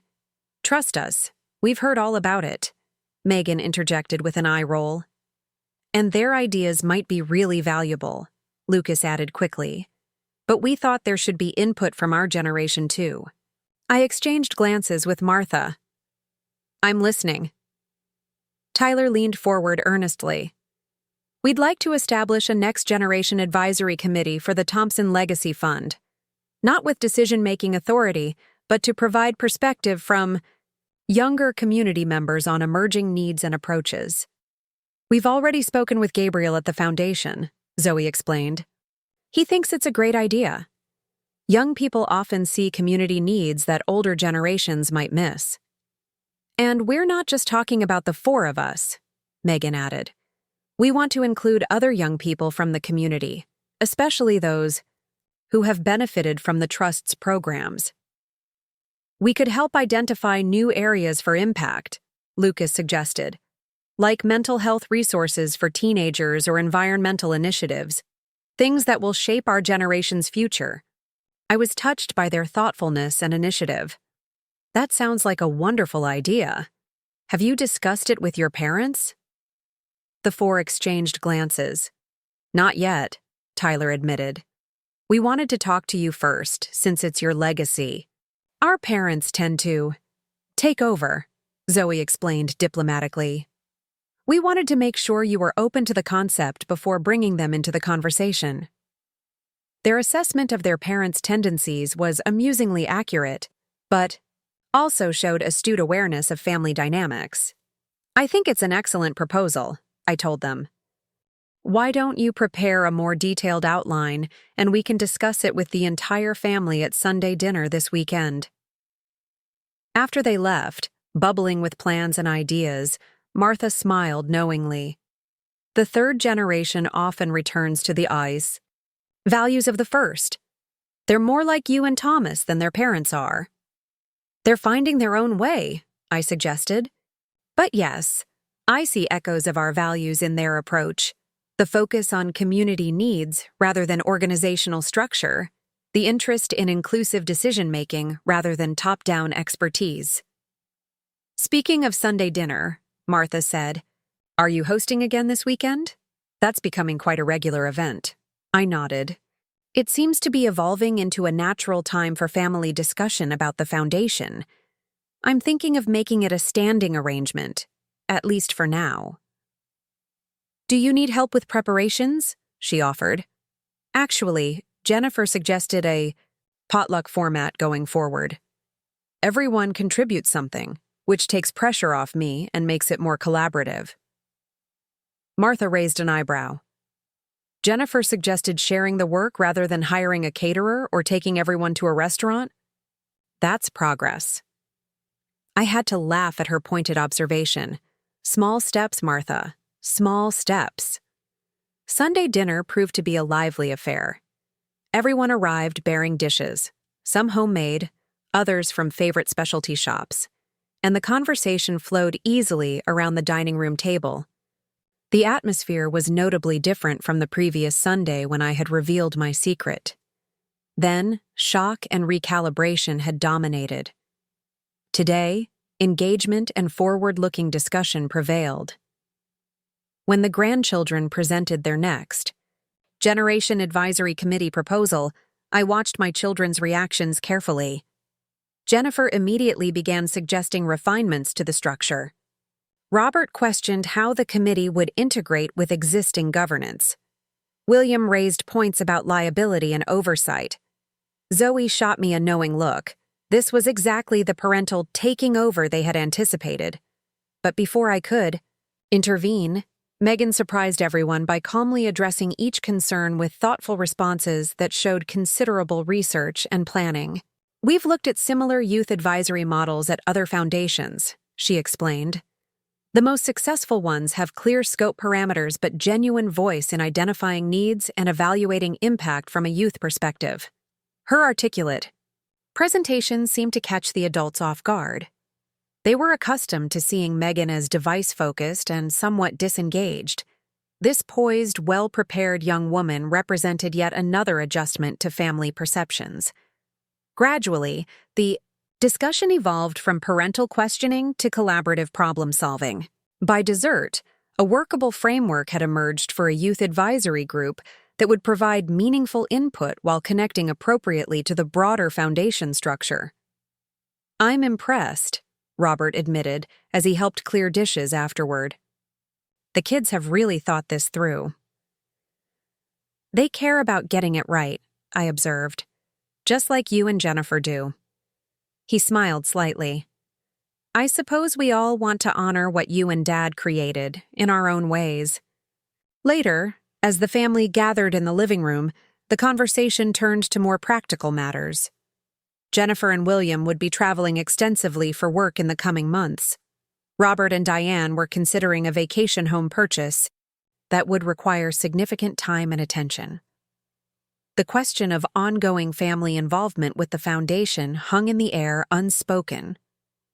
"Perhaps we should establish a more formal schedule," I suggested. "Regular times for foundation discussions that accommodate everyone's commitments." "That makes sense," William agreed. "Consistency would help maintain momentum without creating undue pressure." Monthly family meetings focused specifically on foundation matters, Jennifer proposed, with clear agendas and preparation expectations. "And the understanding that not everyone needs to be involved in every aspect," Robert added. "We can divide responsibilities according to interest and expertise." I watched this planning unfold with mixed emotions. On one hand, their continued engagement suggested genuine commitment to the charitable work. On the other, I couldn't help noticing how quickly their approach had evolved from discovery to systematization. Where Thomas and I had operated with quiet flexibility, responding to needs as they arose, my children instinctively sought structure, clear parameters, defined roles. "Before we get too deep into scheduling and structures," I interjected gently, "I think it's important to revisit the core values that guided your father and me. Our approach was never primarily about organizational efficiency or strategic optimization, though those had their place. It was fundamentally about responding to human need with compassion and practical support." The slight shift in the room's energy told me my point had registered. Jennifer nodded slowly. "You're right, Mom. It's easy to get caught up in process and forget purpose." "Perhaps each family meeting should begin with a story," Diane suggested unexpectedly. a specific example of how the Foundation's work has impacted someone's life, to keep us grounded in the human element. Her suggestion surprised and touched me. That's a wonderful idea, Diane. Thomas and I always found that individual stories helped us maintain perspective when making decisions. As the evening wound down and family members prepared to leave, I found myself feeling cautiously optimistic about this new chapter. The past week had brought adjustment and recalibration on all sides. My children were beginning to understand the principles behind choices they had long misconstrued. I was beginning to appreciate the valuable perspectives and skills they could bring to the work Thomas and I had begun. The following morning, I woke early and made my customary cup of tea, reusing yesterday's tea bag as I had for decades. The habit was so ingrained that I rarely thought about it anymore. But today, as I waited for the tea to steep, I found myself contemplating this small economy with fresh awareness. To my children, this practice had symbolized unnecessary frugality, perhaps even unhealthy scarcity thinking. To me, it represented one tiny link in a chain of choices that had collectively enabled significant impact. The few cents saved by reusing a tea bag were negligible in isolation, but multiplied across thousands of small decisions over decades. Such choices had facilitated millions in charitable giving. The doorbell interrupted my musings. It was early for visitors, barely 7:30. When I opened the door, I was surprised to find Jennifer on my porch, dressed in running clothes and looking uncharacteristically uncertain. "Mom, I hope it's not too early. I was out for my morning run and found myself in your neighborhood." "Not at all," I assured her. "Come in. Would you like some tea?" She followed me to the kitchen, watching quietly as I prepared a second cup, reusing my own tea bag to brew her portion. "You're still doing that," she observed, nodding toward the twice-used tea bag now resting on a small dish by the sink. "Old habits," I acknowledged with a smile. "But it's not just habit, is it?" she said thoughtfully. "It's practice aligned with principle." Her perception surprised me. Yes, exactly. Each small choice reinforces the larger purpose. Jennifer wrapped her hands around the teacup, her expression contemplative. "I used to find it embarrassing when you'd save bread bags or wash and reuse aluminum foil. I thought it reflected some kind of deprivation mindset from leaner times."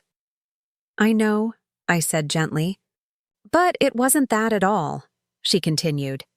"It was a deliberate practice of sufficiency, choosing enough rather than excess so resources could be directed elsewhere." Her understanding, articulated in her own words rather than mine, moved me deeply. "Yes. I've been thinking about this all week," Jennifer admitted, "about how I've oriented my entire adult life around accumulation and advancement. Bigger house, better car, more prestigious position. I've taught my children to value those same markers of success." "You've worked hard and achieved much," I pointed out. "There's nothing wrong with that." "No, but there's something missing," she said quietly. "A sense of purpose beyond personal acquisition. The kind of purpose you and Dad found in your giving." I waited, sensing she had more to say. "When Tyler showed me the interviews he conducted with scholarship recipients, something shifted for me," she continued. "These were real people whose lives changed direction because of choices you and Dad made decades ago. Generational impact that extends far beyond material possessions or career achievements." "That kind of impact was what motivated us," I acknowledged. "Seeing real needs and having the means to address them, even modest means, stretched through careful choices, gave our lives a dimension of meaning that we treasured." Jennifer nodded slowly. "I want to understand that better, not just intellectually but practically. I've been so quick to jump into organizing and strategizing for the foundation, but I realize I need to better grasp the heart behind it first." Her vulnerability and self-awareness touched me deeply. What would help you understand? She considered the question. Would you be willing to show me? Not just tell me about your charitable work, but actually take me to see some of the programs, meet some of the people affected. I want to see this legacy through your eyes. The request was unexpected but deeply meaningful. I'd like that very much. Jennifer smiled, a genuine warmth replacing her usual polished expression. Thank you for being patient with us all as we adjust to seeing you and ourselves differently. After she left, I sat in my kitchen feeling a profound sense of hope. The past week had brought upheaval and adjustment, recalibration, and reconnection. My children were engaging with the values that had shaped Thomas's and my life choices in ways I hadn't dared to anticipate. My grandchildren were finding their own connection to these principles, perhaps more naturally than their parents had. The phone rang, interrupting my reflections. It was Gabriel from the foundation. Mrs. Thompson, I hope I'm not calling too early. I wanted to let you know that since the Founders' Day ceremony, we've received over $50,000 in new donations to the Thompson Legacy Fund. Many are small amounts from community members who were inspired by your story. They often include notes saying they were moved by the idea that ordinary people can make extraordinary impact through intentional choices. The news brought tears to my eyes. Thomas had been right all those years ago when he suggested that someday our story might inspire others. I had resisted, valuing our privacy and avoiding recognition. But perhaps this public acknowledgement of our giving was bearing fruit in ways I hadn't anticipated. That's wonderful news, Gabriel. Thank you for letting me know. There's something else, he continued. A local business owner, Jim Barker from Barker Construction, has offered to establish a matching fund. He'll match all community donations up to $100,000 through the end of the year. Jim Barker. The name was vaguely familiar, though I couldn't immediately place it. That's extremely generous, I said. Please thank him for me. He specifically asked to meet with you, Gabriel replied. He said he benefited from one of your scholarship programs back in the 1980s, and it changed the course of his life. He's built one of the largest construction companies in the region and wants to pay forward the opportunity he received. Jim Barker. Suddenly I remembered, a promising student whose family couldn't afford trade school. Thomas and I had established a scholarship specifically for vocational education, believing that college wasn't the only valuable path to a productive career. Jim must have been among the early recipients. I'd be happy to meet with him, I told Gabriel. His matching fund is a wonderful way to amplify community giving. After hanging up, I sat in my kitchen feeling a sense of wonder at how the ripples, from choices made decades ago, continued to spread outward in unexpected ways. Thomas and I had never sought or anticipated this kind of multiplication effect. We had simply tried to address needs we encountered with the resources available to us, stretched through intentional choices and careful stewardship. Now those choices were bearing fruit not only in the direct impact of our giving, but in the inspiration they provided to others. My children were engaging with values they had long misunderstood. My grandchildren were discovering meaningful ways to extend the legacy. Community members were finding their own paths to impactful giving, regardless of income level, all from choices that had once been dismissed as merely cheap. All from a philosophy of enough in a world fixated on more. All from the quiet, consistent commitment to living simply so others might simply live. The teacup in my hands, a plain white mug I'd used for 20 years, suddenly struck me as a fitting symbol. It wasn't fancy or impressive. It wouldn't draw admiration or envy. But it served its purpose perfectly, reliably, day after day. And in its humble sufficiency lay a kind of beauty that expensive china could never match. Thomas would have appreciated the metaphor. He had always found profound satisfaction in purposeful simplicity, not deprivation for its own sake, but intentional choices that aligned with deeply held values. Looking around my modest home with its carefully maintained furnishings and practical amenities, I felt not the embarrassment my children had assumed, but a quiet pride in choices that had enabled significant impact over decades. The doorbell rang again, this time revealing Tyler with his camera equipment. "Grandma, is it okay if I get some footage of you going about your normal morning routine for the documentary?" I laughed. "My normal morning routine isn't very exciting, just tea and toast and the newspaper." "That's perfect," he insisted. "I want to show how your ordinary, everyday choices connect to the extraordinary impact you've had. The contrast is what makes the story powerful." Once again, my grandchild had captured the essence of something I hadn't fully articulated myself. The power of our story wasn't in dramatic gestures or grand sacrifices, but in consistent, ordinary choices made with extraordinary purpose over time. "Come in," I invited him. "I'll show you how to properly reuse a tea bag." Tyler grinned, camera already rolling. "Starting with the small stuff. I like it." As he followed me around the kitchen, documenting what must have seemed mundane activities to anyone else, I found myself grateful for this unexpected chapter of life. After decades of quiet giving with Thomas by my side, I was now navigating a new phase of visibility and family engagement that I hadn't sought or anticipated. Yet within this unfamiliar territory, I sensed fresh possibility. The chance for deeper understanding with my children, meaningful legacy with my grandchildren, and perhaps even broader impact through inspiring others. Thomas had always believed our example might someday matter beyond the direct impact of our giving. Maybe, just maybe, he had been right all along. The weeks following Founders Day brought a rhythm I hadn't anticipated for my 80th year. Mondays became my day with Jennifer, visiting foundation-supported programs throughout Oakridge. Wednesdays, Robert would stop by with financial updates and thoughtful questions about Thomas's investment philosophy.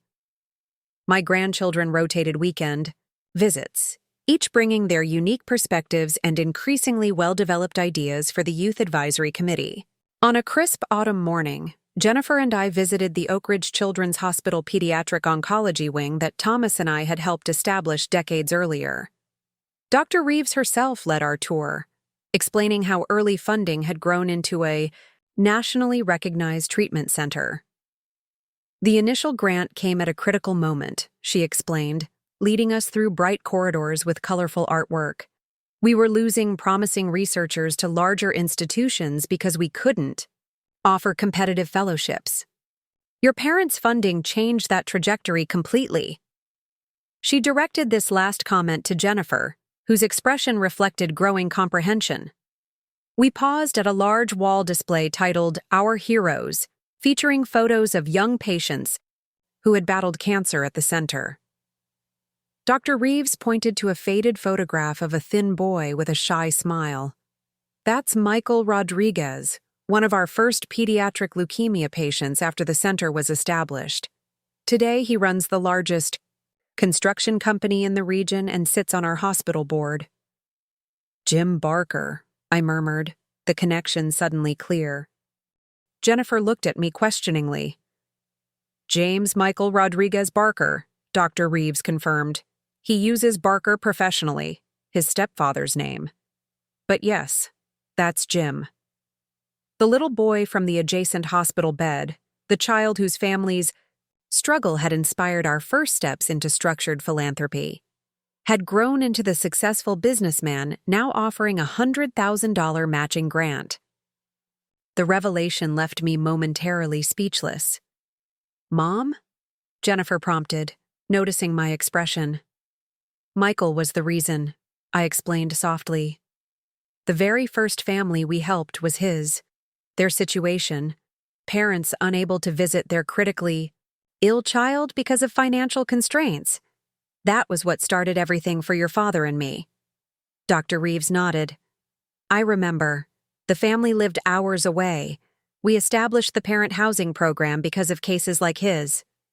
Jennifer's eyes widened with understanding. and now he's in a position to give back himself. Full circle, I agreed, feeling a profound sense of wonder at how lives intertwine across decades in ways we can never anticipate. As we continued our tour, Jennifer asked increasingly insightful questions about treatment protocols, research funding, and family support systems. This wasn't the polished marketing executive cataloging promising promotional angles. This was a woman genuinely seeking to understand how systems of care operated and where needs remained unmet. Later, over lunch in the hospital cafeteria, Jennifer had suggested eating there rather than at the upscale restaurant she would typically have chosen. She spoke with unusual candor. "I've been approaching this all wrong," she admitted. "I jumped straight into strategic planning and communication frameworks without really understanding the human realities these programs address." "That's natural," I assured her. "You applied the skills you've developed over your career." "Yes, but there's something more fundamental I was missing." She paused, choosing her words carefully. "Dads in your giving wasn't about organizational efficiency or maximizing impact metrics. It was about seeing real people in difficult circumstances and responding with practical compassion." Her understanding touched me deeply. Exactly. The systems and structures were important tools, but they were never the point. The point was Michael and his family, and thousands of others like them. "I think I need to recalibrate my approach," Jennifer reflected. "Less focus on optimizing foundation processes, more attention to understanding the actual needs these programs address." Her humility and self-awareness represented a significant shift from the daughter who had organized an intervention about my unhealthy relationship with money just weeks earlier. Something was evolving in her understanding, not just of my choices, but of her own values and priorities. Similar shifts were occurring with Robert, though in characteristically different ways. Where Jennifer sought direct experience with program recipients, Robert dove deep into the financial structures Thomas and I had established. Initially focused on optimizing returns and administrative efficiency, he gradually began asking more profound questions about the philosophy underlying our approach. "Dad's investment strategy was remarkably sophisticated," he observed during one of our Wednesday discussions.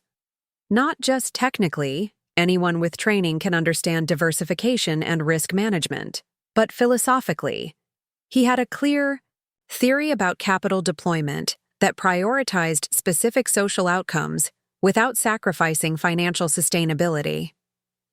"He spent years developing that approach," I explained. "Reading, researching, consulting with advisors who shared our values. It wasn't just about generating returns to fund charitable giving. The investments themselves were aligned with our priorities." Robert nodded thoughtfully.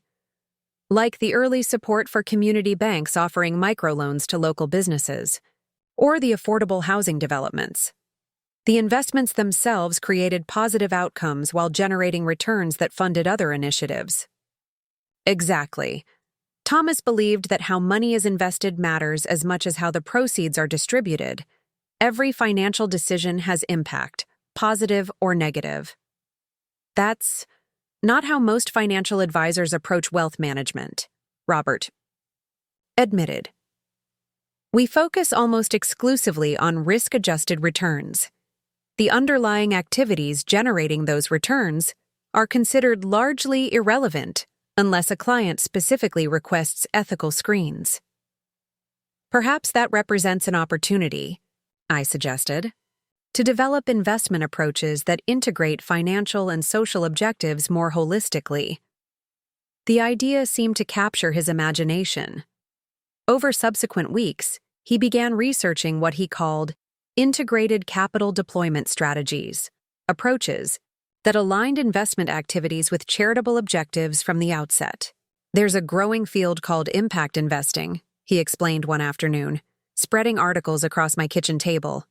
"But much of it still treats financial returns and social impact as separate metrics to be balanced. Dad's approach was more integrated, seeing these as inherently interconnected dimensions of the same capital deployment decisions. His engagement had evolved from technical optimization to fundamental questioning of financial paradigms. Like his sister, Robert was encountering principles that challenged his professional orientation in potentially transformative ways. My grandchildren, meanwhile, had made remarkable progress with their youth advisory initiative.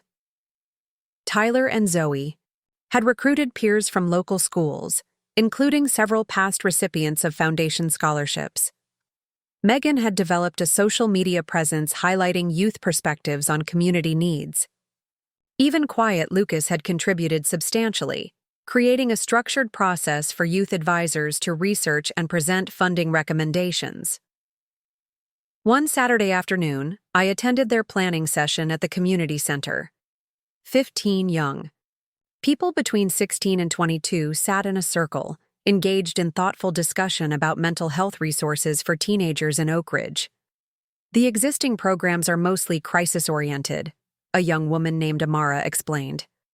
But what about preventative approaches, stress management, healthy relationships, identity development? These are universal needs, not just for teens in crisis. And the services that do exist are concentrated at the high school, added Riley, a community college student. What about young people who've dropped out or graduated? Where do they access support? Their analysis was astute, their engagement genuine. These weren't teenagers participating in a resume-building exercise. They were young citizens seriously considering how resources could address community needs. They understood intimately. Zoe noticed me observing from the doorway and waved me into the room. Grandma, we're mapping gaps in youth mental health services. Would you share how you and Grandpa approached identifying unmet needs in the community?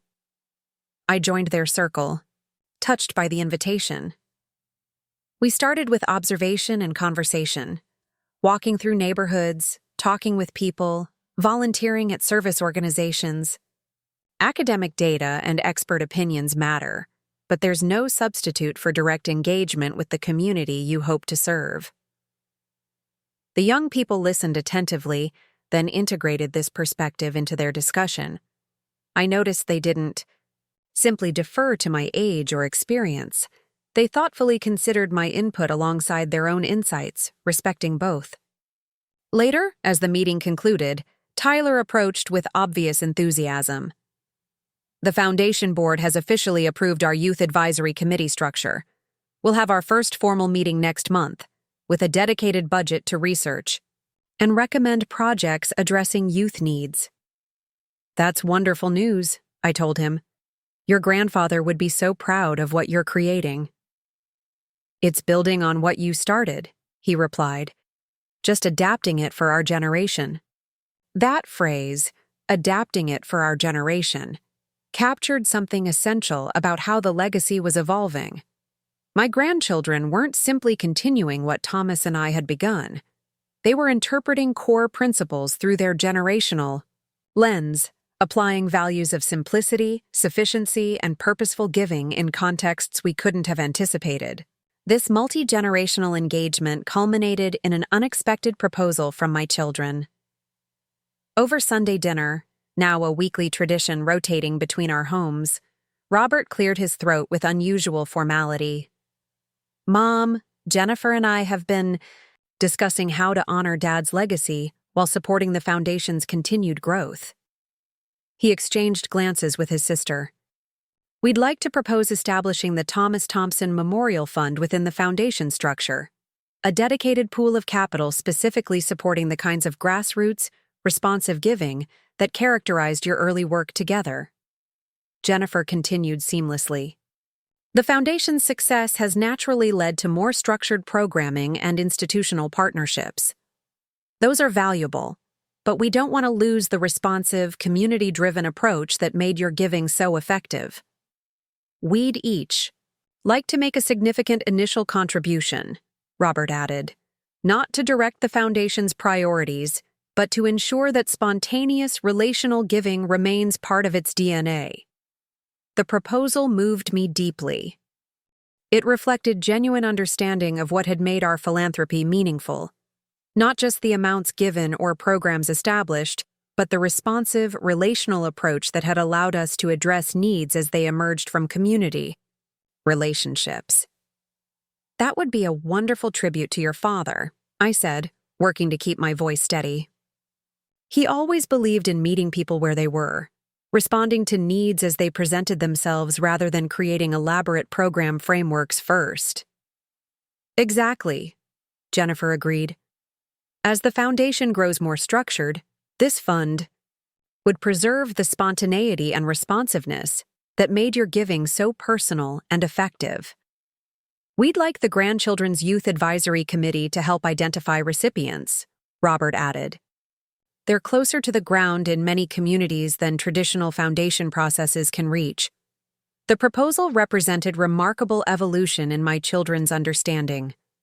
From initially questioning my frugality as misguided or irrational, they had come to appreciate and seek to perpetuate the underlying philosophy that had guided Thomas's and my choices. The weeks following that proposal brought further deepening of family engagement with the foundation and its work. William provided legal guidance for the new fund structure. Diane, to everyone's surprise, volunteered to interview early recipients of foundation support, creating an oral history archive that captured impact stories spanning 5 decades. Even more remarkably, I observed subtle shifts in my children's personal choices. Jennifer mentioned reconsidering the extensive renovation she and William had planned for their home, instead redirecting a portion of those funds toward the memorial fund. Robert spoke of involving his financial advisory clients in conversations about integrated capital approaches that aligned investments with values. These weren't dramatic lifestyle transformations. They weren't suddenly reusing tea bags or darning socks, but they represented meaningful recalibration of priorities and perspectives. The intervention they had staged about my unhealthy relationship with money had evolved into thoughtful examination of their own relationships with resources and purpose.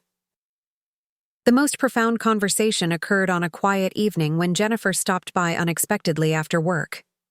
She settled at my kitchen table, accepting a cup of tea brewed with my customary reused tea bag without comment. "I've been thinking about something you said during our hospital visit," she began. "About how you and Dad determined what was enough for your needs, allowing everything beyond that to be directed toward giving." I nodded, waiting for her to continue. That concept, enough, keeps resonating with me. In my world, there's never an enough. It's always about more growth, more achievement, more acquisition. Even charitable giving is framed around more impact, rather than sufficiency or contentment. Her observation reflected remarkable self-awareness. The idea of enough is countercultural, I acknowledged. But your father and I found it tremendously liberating. Once we determined what was truly sufficient for our needs, decisions became clearer. Anything beyond enough had greater purpose elsewhere. Jennifer cradled her teacup thoughtfully. I'm not sure I even know how to determine what enough would mean for me. My default setting is perpetual expansion of career, home, experiences, possessions. It's a worthwhile question to explore, I suggested, not with judgment, but with curiosity. What truly contributes to your well-being and sense of purpose? What might be excess that depletes rather than enhances your life? That's exactly it, she said with surprising vulnerability. I'm beginning to question whether the constant pursuit of more, even more success, more achievement, is actually enhancing my life or diminishing it. We talked long into the evening about sufficiency, purpose, and contentment, concepts that had guided Thomas's and my choices, but that Jennifer was encountering as if for the first time. She didn't leave with answers, but with questions that seemed to animate her with genuine curiosity rather than anxiety. Perhaps the most unexpected development came from Jim Barker, the former Michael Rodriguez, who requested a meeting at my home rather than his impressive corporate headquarters. He arrived punctually. A tall man in his 50s with kind eyes that somehow still held echoes of the frightened 7-year-old I remembered from the hospital. He clasped my hands warmly as I welcomed him. "Mrs. Thompson, after all these years, I can finally thank you properly." "Please call me Eleanor," I invited, leading him to the living room. "And there's no need for thanks. Thomas and I were simply responding to a need we witnessed." "A need that changed the course of my life," he countered. "I've pieced together the story over the years, the gas cards and meal vouchers that allowed my parents to visit me during treatment, the scholarship that funded my vocational training, the startup grant that helped me establish my first contracting business. At every critical juncture, anonymous support appeared just when we needed it most." I smiled, neither confirming nor denying. Thomas and I had indeed continued supporting Michael's family over the years, watching from a distance as he overcame tremendous odds. "Your support wasn't just financial," he continued. "It preserved my family during a crisis that could have shattered us. My parents had 3 other children at home. Without the practical assistance that allowed them to be with me during treatment, they would have faced impossible choices." His understanding of the relational impact beyond mere financial support touched me deeply. That was always our hope, not just to address immediate financial needs, but to strengthen families and communities facing difficult circumstances. "That's precisely why I established the matching fund," he explained. "Not just to generate more donations, but to encourage the kind of responsive, relationship-based giving that characterized your approach. My company has a substantial charitable budget, but I've never found other foundations that operate with quite the same philosophy." Our conversation continued for over an hour, exploring how his construction company had integrated social purpose into its business model, providing apprenticeships for at-risk youth, developing affordable housing, prioritizing sustainable building practices. He had created his own interpretation of integrated capital deployment, though he hadn't used that terminology. As he prepared to leave, he paused at the door. "You know, I've achieved conventional success beyond anything my family could have imagined. But what I value most is being able to create opportunities for others facing obstacles similar to those my family encountered. That's the real legacy of your support. Not just that you helped one family, but that you inspired a perpetuating cycle of responsive giving." His words captured something essential about the impact of choices made decades earlier. Thomas and I had never anticipated that our decision to help one family would eventually generate millions in additional charitable resources through the life of the child we had supported. We had simply responded to a need before us with the key resources available to us, stretched through intentional choices about what constituted enough in our own lives. That evening, as I sat in my modest living room surrounded by familiar furnishings that had witnessed decades of quiet contentment, I felt profound gratitude for this unexpected chapter of life. The cheap lifestyle my children had once found, embarrassing or concerning, had been revealed as purposeful choice aligned with deeply held values. The secret philanthropy Thomas and I had conducted for 50 years had emerged into the light, generating not just recognition, but genuine understanding and engagement across generations. Most remarkably, our choices seemed to be sparking reconsideration of priorities and possibilities beyond our immediate family. Community members were contributing to the foundation at unprecedented levels. Jim Barker's matching fund had already generated over $70,000 in new donations. Local businesses were exploring how they might integrate social purpose more directly into their operations, rather than treating charitable giving as separate from core activities. The phone rang, interrupting my reflections. It was Gabriel from the foundation. "Mrs. Thompson, I hope I'm not disturbing your evening. I just wanted to share some news that I think would please you and Thomas." "Not at all, Gabriel. What's happening?" The Youth Advisory Committee's first formal recommendation was approved by the board today. They've identified a gap in mental health resources for teens and young adults, particularly those no longer connected to school-based services. The Thomas Thompson Memorial Fund will provide initial support for a new community-based program, offering both crisis response and preventative resources. That's wonderful news, I said, deeply moved by this integration of my grandchildren's initiative with the memorial fund my children had established. There's more, Gabriel continued. The committee's research and presentation were so compelling that 3 local businesses have committed additional funding to expand the program's reach. One owner specifically mentioned being inspired by your story of purposeful giving, stretching modest resources through intentional choices. After we hung up, I sat quietly in the gathering dusk, watching shadows lengthen across my small backyard. Garden. Thomas and I had never sought this kind of recognition or multiplication effect. We had simply tried to live according to our convictions, making choices aligned with deeply held values about sufficiency, stewardship, and responsive compassion.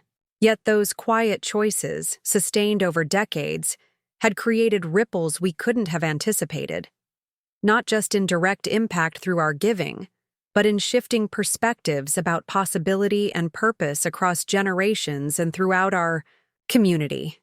This legacy transcended the millions we had donated or the programs we had established.